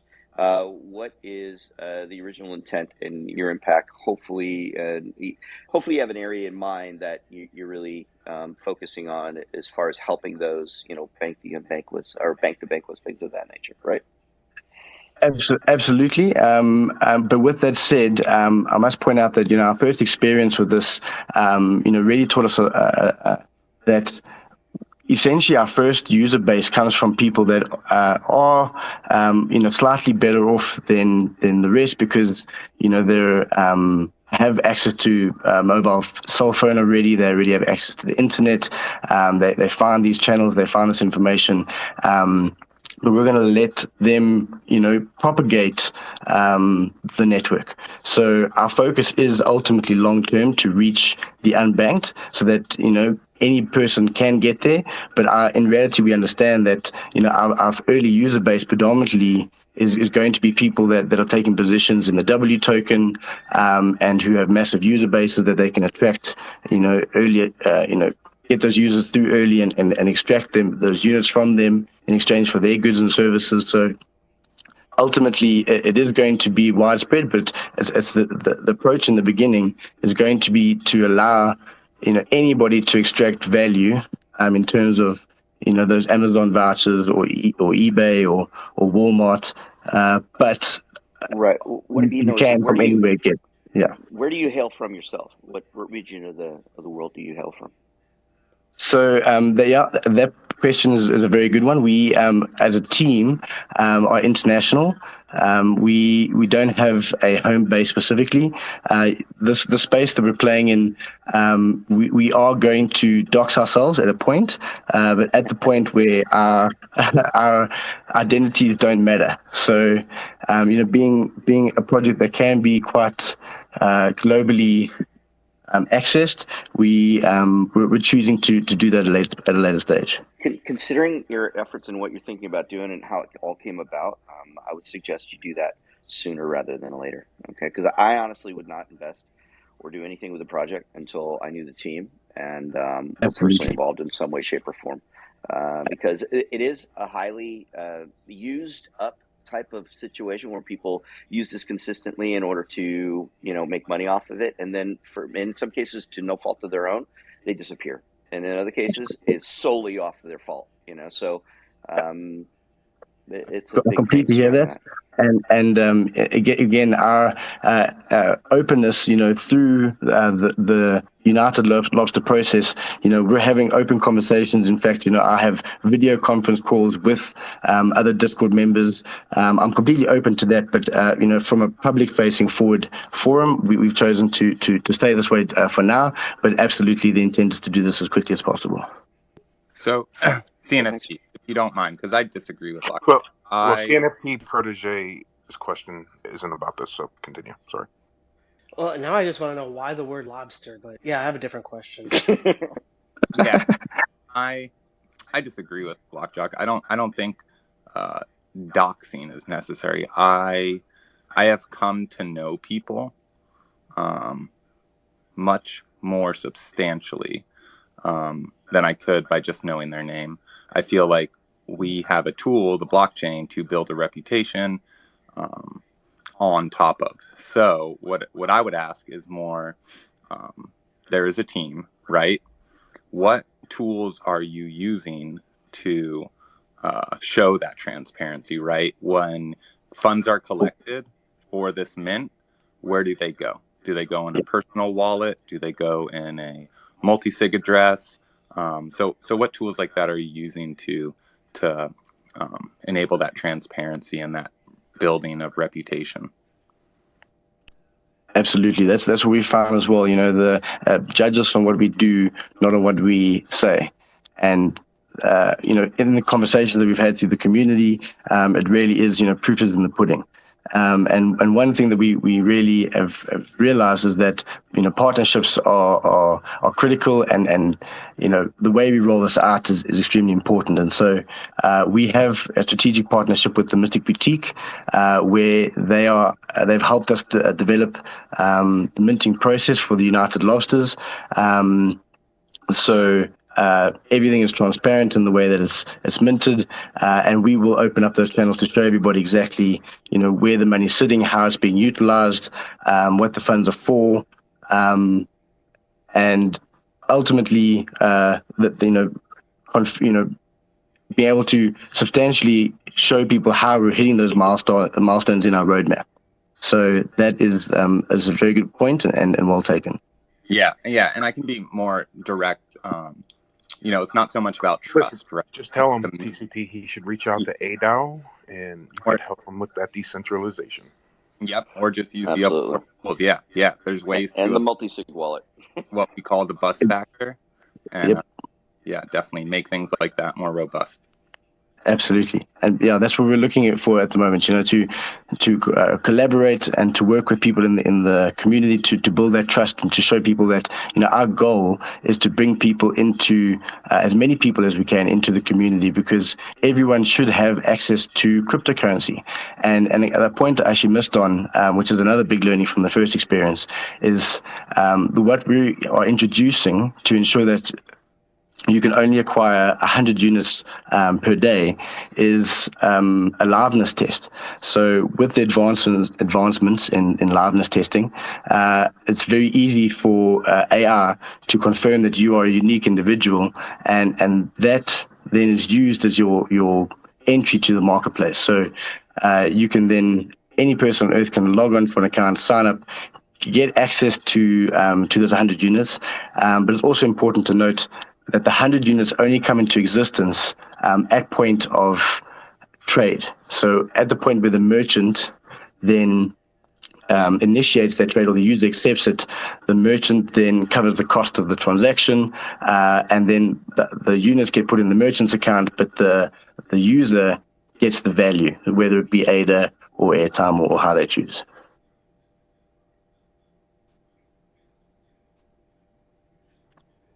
See, we have a question from Wolves. I definitely don't want to jump in and ask a question until Hero says I can, because that's the format. I've made this mistake before. You can go ahead. Hey, thanks. Firstly, not to dox anyone, but I recognize that accent anywhere. How's it? And it's nice to see that you guys have a partnership with Mystic Boutique. I've actually had a coffee in person, IRL, with one of the guys from there, wow. and I think I've heard about your project through them. So really, really cool. Lots of challenges, but it sounds like you guys are up to the task of solving them. Super interesting. I would probably say, you know, I agree. When you can dox, when it makes sense for you to dox, to do so. I think it is. I think it's always going to help with trust. I think mainly at the forefront, a lot of people won't get involved in something. You know, like someone was saying, you know, getting to know people through the blockchain and reputation, and that's great. But some people won't start that process unless they have a certain level of trust. All people are at different points when it comes to the risk they're willing to go through. And I think when you guys are willing, I think that'll be a big help as well, to know who the team is, because I think I know, and I won't say, but I think I know who you guys are through chats, and doxing would only be a good thing. Absolutely. So that's yeah. Yeah. So to your point, again, we're really not trying to hide who we are because we have intent of running away. I have had multiple conversations with people who are in the community already with video chat, and it's just about the public facing. That arena we're only are going to move towards it once we're comfortable enough that we can dox ourselves without jeopardizing the project at all.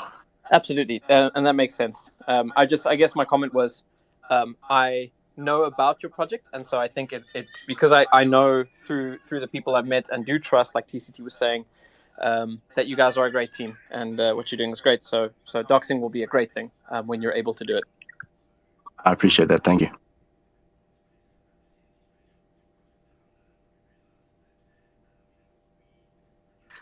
And maybe something else I can add at this point as well. We've been involved in the space, the CNFT space for quite some time now, and what we realize is that we're trying to attract a very unique type of investor, and so with the first investment lobsters that we've sold, we've traded those with collectors for NFTs that you'll be able to trade for W tokens.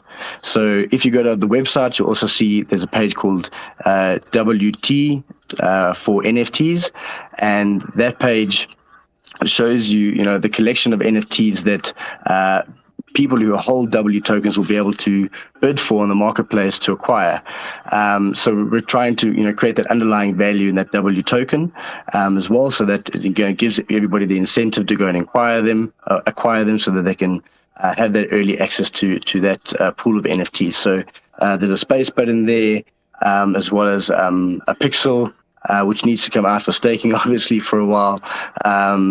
But yeah, so we have very specifically curated a collection of NFTs, various projects to bring in those communities. And through talking with community leaders there, we're working on how we're going to work with them to create whitelist opportunities based on the NFTs that we have in the account for those communities, so they can get early access to those pearl lobsters as well. So I'm going to ask you to do me a favor. I'm very interested in your project, and I want to do more research and look into, more. Please put those websites on your Twitter account, so later when I go to look for it, I know where to find it. Sure. We also have our white paper, which is 99% complete, which we hope will be up in the next day or two as well. And that really gives you, a full depth overview of what we have and where we are. Yeah, I will absolutely do that for you. And then the last question is, why lobsters? Because now Thank you. And I appreciate that as well. So Charles is definitely the reason behind the lobsters. So, when we started to identify a particular type of NFT character, the one that shot out of my mind the most was the lobster, because it's obviously on Charles's microphone. So we had multiple artists give us different variations of designs, and there was only one that really it blew the others out the water, and so that's the one we use as the base for all the other United lobsters. Awesome. I figured that's what it was, but it was a burning question. I want to thank you for taking time out of your day and coming in and introducing your project. I'm definitely interested in doing some more research and following along and seeing what you guys are up to. I really appreciate the time. It's been wonderful being on here and chatting about it, and really we want to do more of this so we can get the word out and get people talking about it, and it's not just a profile picture NFT project. It's much more involved, with the main goal of bringing people into Cardano. No disrespect to Ethereum or any of the other blockchains, but Charles and the team really took the time to look at the long term. And if you compare a Cardano NFT to an Ethereum NFT, it's actually mind-blowing how much more secure and robust the Cardano NFTs are. And so, with that infrastructure, this is the channel where we need to show people that blockchains are accessible and inexpensive, if relatively, to allow people to feel what it's like to actually hold crypto. Yep, I agree. Wolves, did you have something? And then I just wanted to say I haven't spoken to you in a while, and I wanted to say, hey, give man, me 1 we second. missed you. Give me 1 second, and we'll talk outside of. I just want to wrap up with him. Protege, did you have something for utensils? Actually, I do. Would I qualify to be listed and/or No, be? you fell. Don't fill out the application. Fill out the application I'm like everybody interested. else. You ain't Yeah, getting I'm special interested. treatment. Go fill out No, the no. application. I'm asking like, would I someone like me qualify too? Yeah. Quick question for everybody up here. What's the lobster's name? I beg your pardon, sorry, which lobster? The name of the lobster that Charles, so he had it named. Wasn't it Logan? You answer Protege first, and then we'll come back to the name of the lobster. Go ahead, utensils. What requirements to become? What is some of the things you're looking for the NFT investors?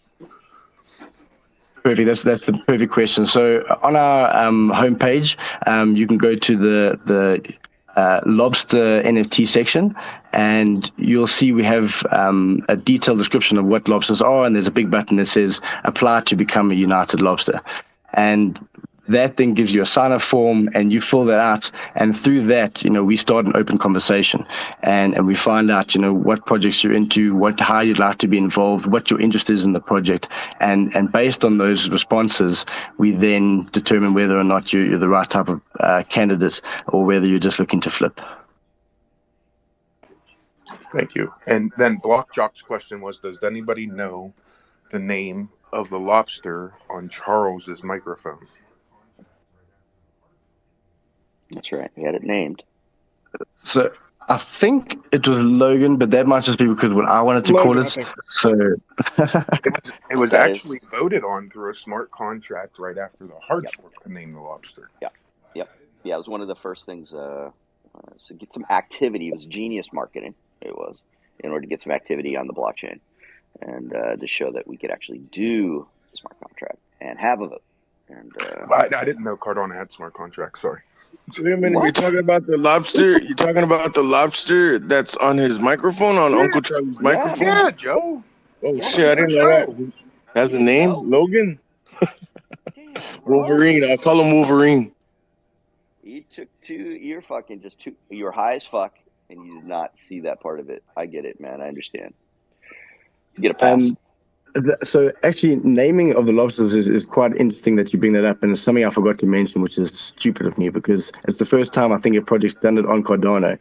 And through our mint, you get to choose the name of your lobster as well. So that's, I think, why the question threw me a little bit. So you not only go through our catalog of the 1,000 United Lobsters, you get to select and then name that lobster. So after the, you're out now. I can't name shit. Like, you know how long it took me to come up with Cardano Over Coffee or Blockchain Exposed? Like, I'm out. If I got to name stuff, I'm out. I must say that it's one of the things that people have taken a long time. They said that the hardest part is not choosing the lobster, it's naming it. So you make a good point there. But again, there's no pressure from our side. We're looking for people who are the right people, and we don't mind how long it takes to mint. It's ultimately about finding the right community. Yeah. Well, again, I appreciate your time, and thanks for coming. It's definitely nice to hear about new projects coming along on the Cardano. We got about 9 minutes left on the show. Protege, your hand has been up for like, I don't know. I went on vacation last week, and it's still up. It's frozen up there. Did you have something you wanted to talk about, Buck? Protege. He's scrambling. I swear to y'all keep going on and on and on. I'm like, I guess I'm gonna go do this XYZ, and then I was washing my hands and I can't press a red mic button with wet hands. So, Usually point I being, and can't get back to the screen. That's my excuse. wait, so, you cut out there, but no, since we're limited on time, so sorry. To be cutting to the point. I forgot to mention today with Cardano Space NFTs, the collaboration with myself and them, we go live, and so a limited edition Star Pro medal will be able to be minted through their Where's Waldo event. They'll go a month long. Plus, also I posted to the top where you can mint Big Joe's or Hero Pool's CNFTs. Yeah, well, I deleted it. And Protégé, I'm and sorry posted for my missing. own. And then I Sorry for posted my missing own, your so whatever. I deleted his and posted my own, so it's the Wow. same post. Mi amor. Dutch block. I would never do that to a guest on my. Mucho gusto.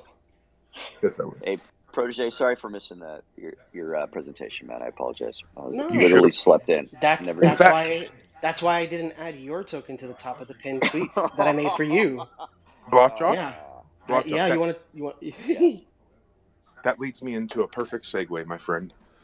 You missed his presentation. I am currently, well, I was recording the show on my active presenter, which will be posted to YouTube later. However, when I switched to Hero Pool, I'm looking in at my computer now. It looks like the Twitter space might have went away. Maybe not. So I don't know if I got the full recording. So you can go to Cardano Over Coffee on YouTube and take a listen to CNFT Protégé's sales pitch. You're so organized. Amazing. Sweet. I love that. Plus, also, I also forgot to mention climate neutral Cardano, which is full of 10 different SPOs. I'm doing a collab with them plus the proxies. Listen, we can't augmented talk about reality. all your collabs. We'll be here for fucking days, dude. Like forever. I don't even know. I don't think he sleeps anymore. Since he went New Age, man. Sheesh.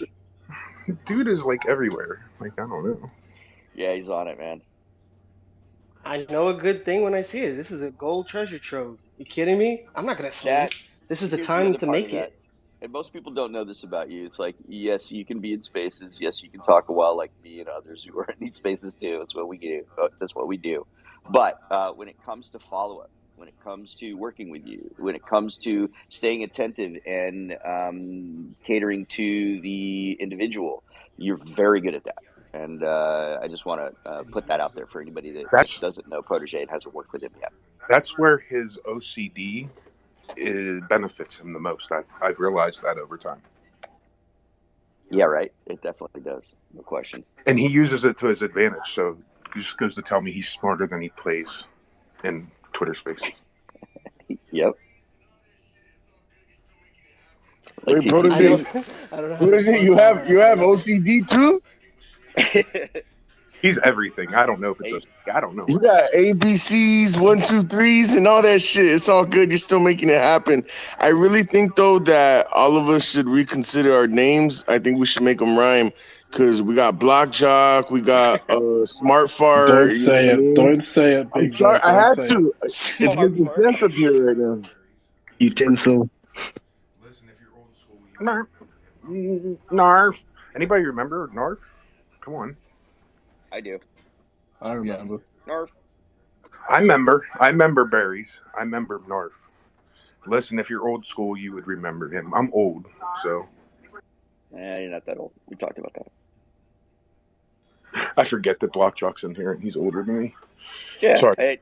So TCT was referencing something because for me, I'm kind of old school, so it's about personal relationships, right? But at the same time, blockchain can have personal relationships, but at the blockchain level. And I'm curious, I know Agora's coming out and did digital identity, things of that nature, which will help us tremendously in developing that trustless society for partnerships and collaborations, because it's difficult, right? And I'm curious if you wanted to speak on that a little bit more, maybe. I know we got a few minutes left. Sorry, man. No, go ahead, Zar. Wait, I see a laughy face. Maybe we got TCT's attention. Now TCT's scrambling, or he's not even paying attention at all. Yeah, I'd love to add on to this conversation if I could, but I'll just wait for TCT to.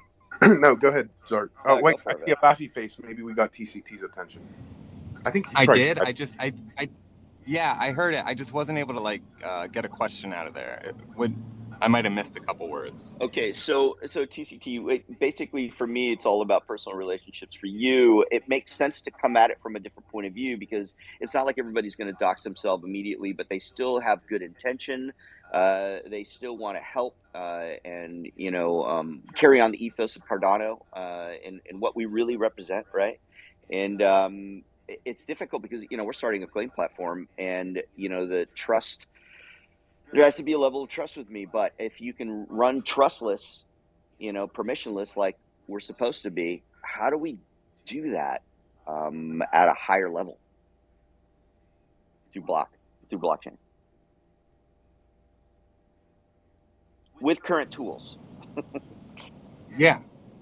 I mean, we use those tools, right? Like blockchain allows us immutable transparency, right?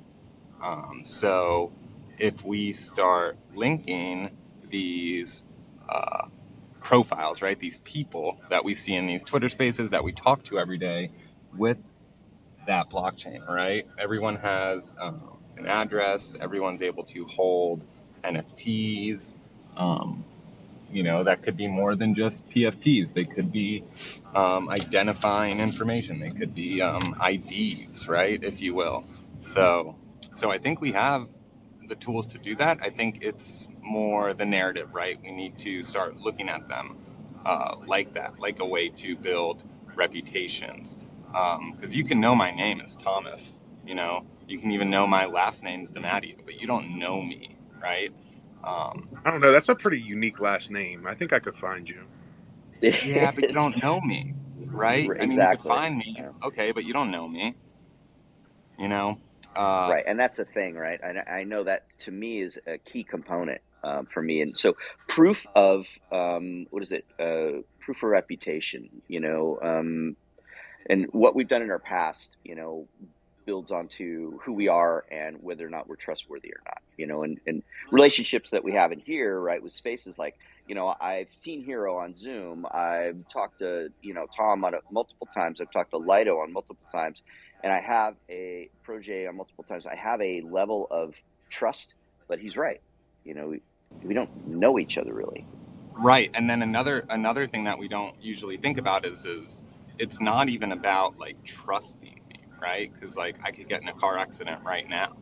It's like you can't trust me not to get in an accident or lose something. So it's more about, like you said, that trustlessness, but that robustness, right? That making sure that there's no centralized points of failure. And as a fireman, I shall say that you should not be on your phone while driving unless you're using a headless headset. Thank you very much. Headless headset. Headless headset. That's what I said. That's exactly what I. Yeah. Totally headless headset. I like it. I'm gonna have to market that somehow. How can I? Yeah. Put that earphone in your ass. I don't know. What the fuck? Assless headsets.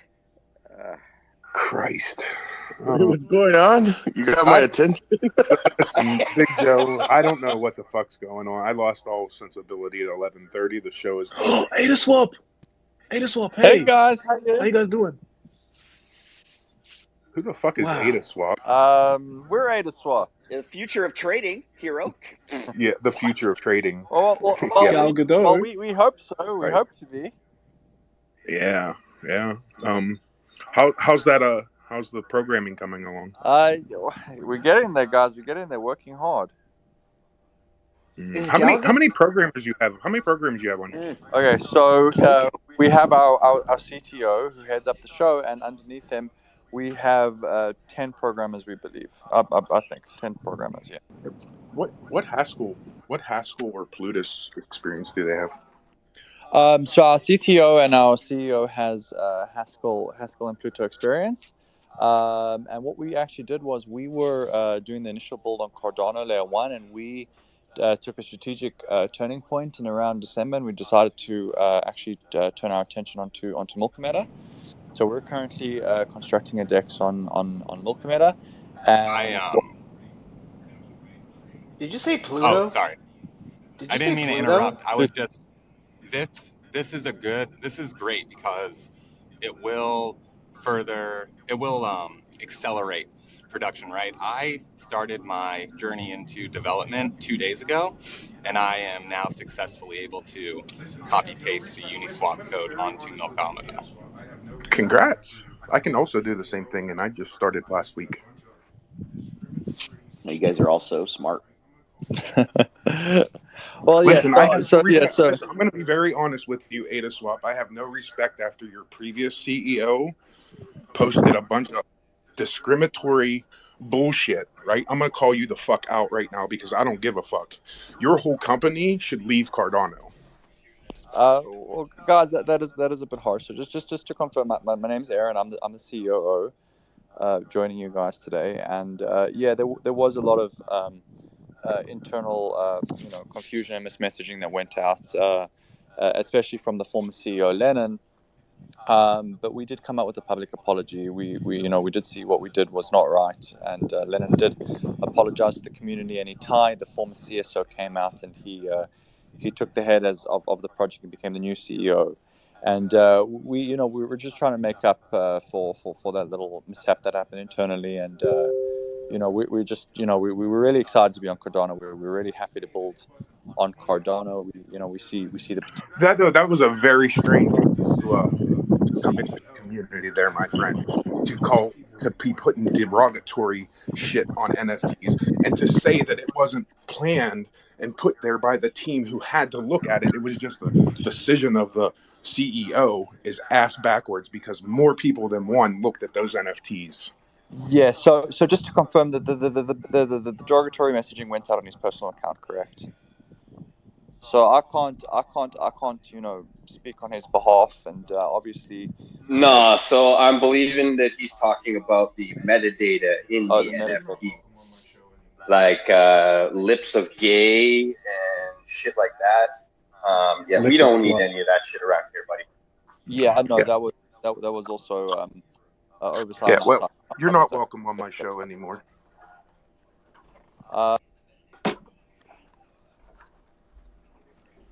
Wow. Sorry, folks. I have no respect. I have zero respect for them. That's pretty fucked up that he put that in the metadata. That team had to know about it. I mean, give me a break. Sorry, guys.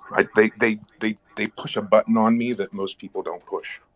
If they really wanted to mend that or repair that, they should really contact like the leaders that we see of today here in the background. But it seems like they're trying to repair it on the spaces, like in public. But it's like you can't just come in here and you're not going to get ganged on. You need to like actually do a public and a private apology to the individuals that you like. If you're going to want the community to trust you, like you need to have the community leaders also trust you, and they don't right now. Yeah, it's probably too late, to be honest, as well. He acted ignorant to the facts, which is not the best way to go about defending yourself. You need to embrace that. Moving on. Move on. Nicholas, you had your hand up. I don't want to talk about them anymore because there's just something about them that pushes a button for me. Cool. Well, speaking of buttons being pushed, I'm not going to weigh in on the whole should projects identify themselves or not in order to get money. I think at the end of the day, everyone can make their own decision on what they want to invest in, and some will make that requirement and others will not. I will say I do have a really big pet peeve around the use of the word doxing. I'm someone who does personally believe in people identifying themselves with project, but I'm also someone who always gets in late on things because I have maybe too high of a scrutiny on projects. But I always feel like the word doxing originally came from the practice of identifying people maliciously on the internet in a way to kind of attack and abuse them. And it's kind of been co-opted by crypto so that people can be I don't want to dox myself to make it seem like, they're doing something almost bad to themselves by identifying them. Sure, I think people have the right to be anonymous, but my personal pet peeve is that we stop using the word doxing because it has such a negative connotation versus identifying yourself. Because no one's asking a project owner to post their address or their bank accounts or actual information. Maybe it's a LinkedIn or whatever, people might want to see, but the phrase doxing to me has always been a small pet peeve, and that's all I wanted to say. But I did enjoy the discussion about the pros and cons that people had on whether identifying themselves or whatever for projects is good, and what are the best ways to do that, and leveraging the technologies we have and are developing. So thanks. Yeah, and I think using those technologies as a community, we need to look at the projects that are building and make sure that they're using them, right? Make it something that we want. And I think that's what the community wants overall, the sentiment that I see at least. But we as a community have to put social pressure on projects to use the tools that are available.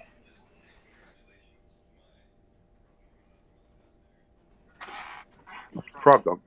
Or Nick. Yeah, I just came up to say happy Monday, everybody, and hope everybody has a good week.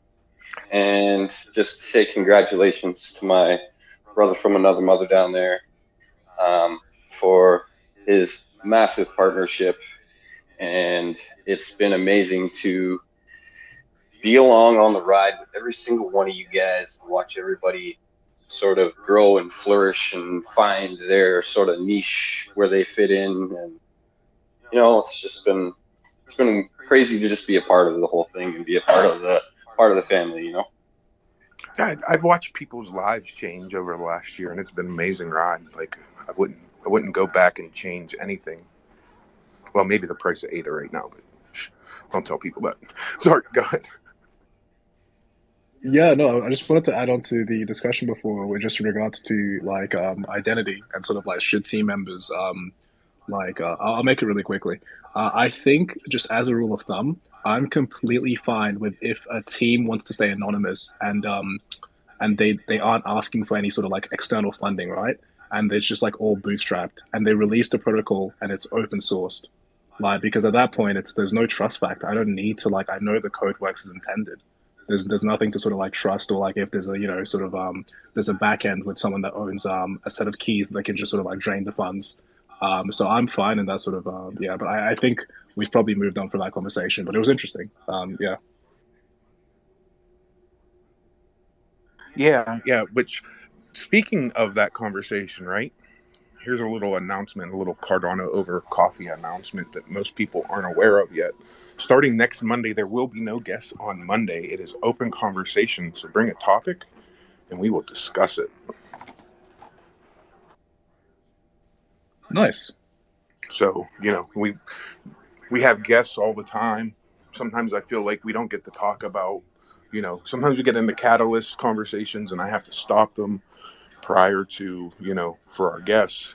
And I think just having a day to bullshit about what's going on and what's on people's minds will be good for everybody. Those get brutal. Those get like the catalyst, like I can't believe, how dare you vote for that proposal. It's almost like Republican versus like Democratic. It's like it's very scary, like how passionate people get. I'll call it passion. Yeah, passion's a good word for it. My favorite kind of shows.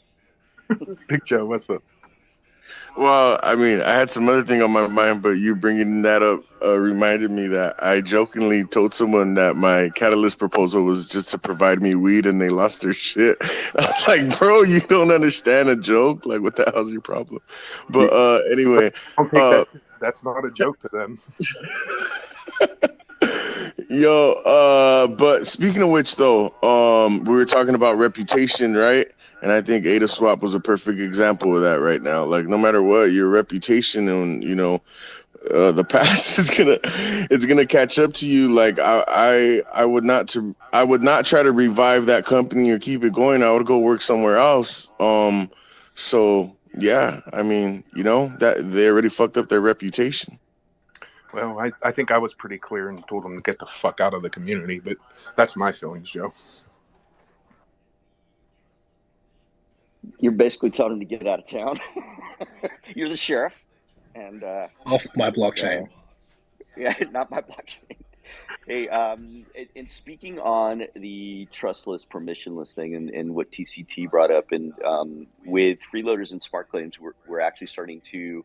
Well, I'm just going to put this out there now. This is kind of a bit of alpha. So we're starting to take applications for tokens to be distributed on our platform, and it's a difficult thing when you work with people in some cases that you don't know, yet you're allowing them to it's a little more intimate, when you're working together with a project and what have you. And, you want to take ownership of everybody who comes on in some form or fashion, because I want to believe and promote in each one of those tokens, because that's where I come from. I come from the heart, and sometimes that's difficult in blockchain. But I feel as though we are going to be able to bring on a level of tokens and projects that are going to benefit in a variety of different ways. And some of them have nothing to do with making any money. And those are the projects that I'm going to be more passionate about.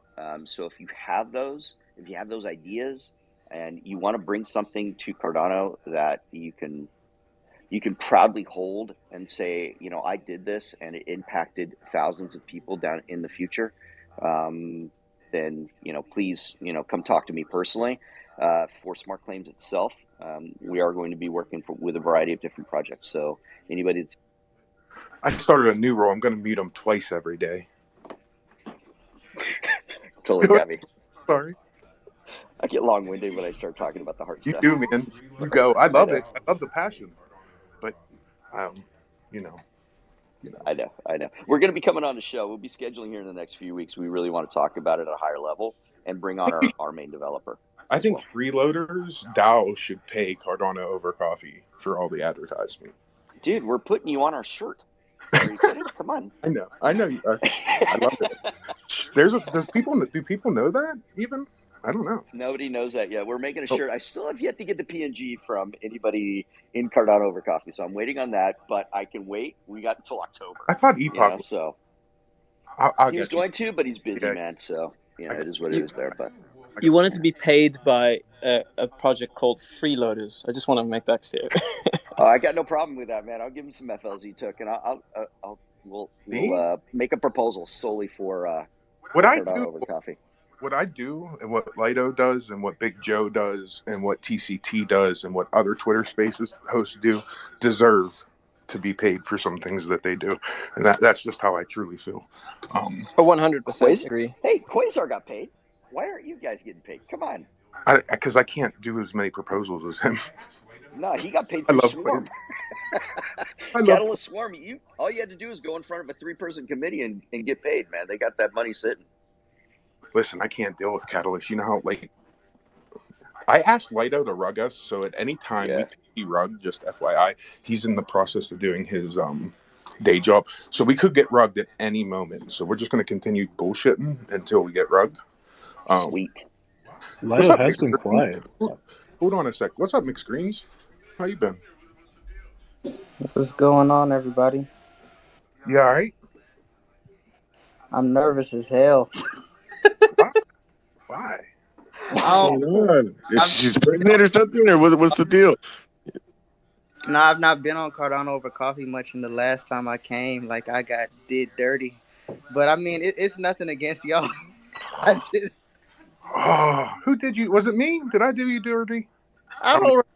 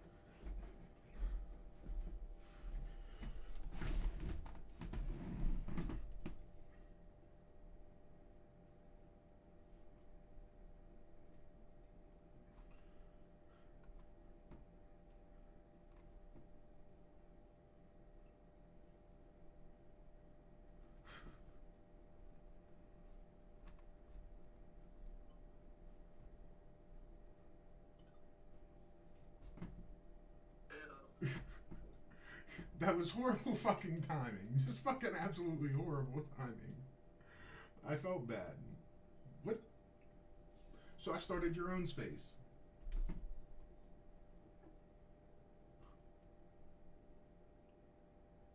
You there?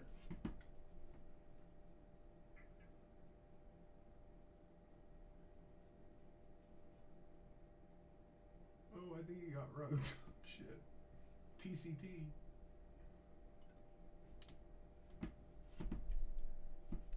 Can you hear me, Mixed? I'm here now. Okay. Look, I started you your own space. Like, I felt bad that Lido rugged you right when we was trying to talk. I just wanted to make sure you knew that I was dying. Oh my god, I was like, no! I felt so bad. I was like, oh damn, did I just rug the whole Cardano Over Coffee? I was like, what fucking perfect timing. We were just about to talk about how we probably rug pulled him, and then we just rug pulled him. I think they gave us our. I think Lido has a funny sense of humor. I think he was giving us our answer there. I think Lido was like, fuck it. That was the answer. It's like right when I was about to give my explanation, it was just like, rug. Oh man. So what you got going on? What you been up to? I ain't seen you around. I know you're a late night person. Like you don't come to the early morning shows. You been all right? What you working on? No, I'm actually usually up in the morning. It's just Cardano Over Coffee is usually like it's too serious for me, or it's two things. It's very serious, and then it's a lot of people, and it's like in usual cases, you know, like people probably wouldn't know because I'm always in big spaces, but like I'm not good with a big space, like around a lot of people, and I don't know a lot of them. It's just kind of weird for me, so that's why I don't come to Cardano Over Coffee usually. Okay. I'll take that explanation. That's fine. I was wondering because like I see you in Big Joe's space. I see you in other Twitter spaces chatting, having a good old time. Like, man, don't fucking like me. I don't know what I did to him. Maybe I rug pulled him a couple times. Nah, I actually love y'all, and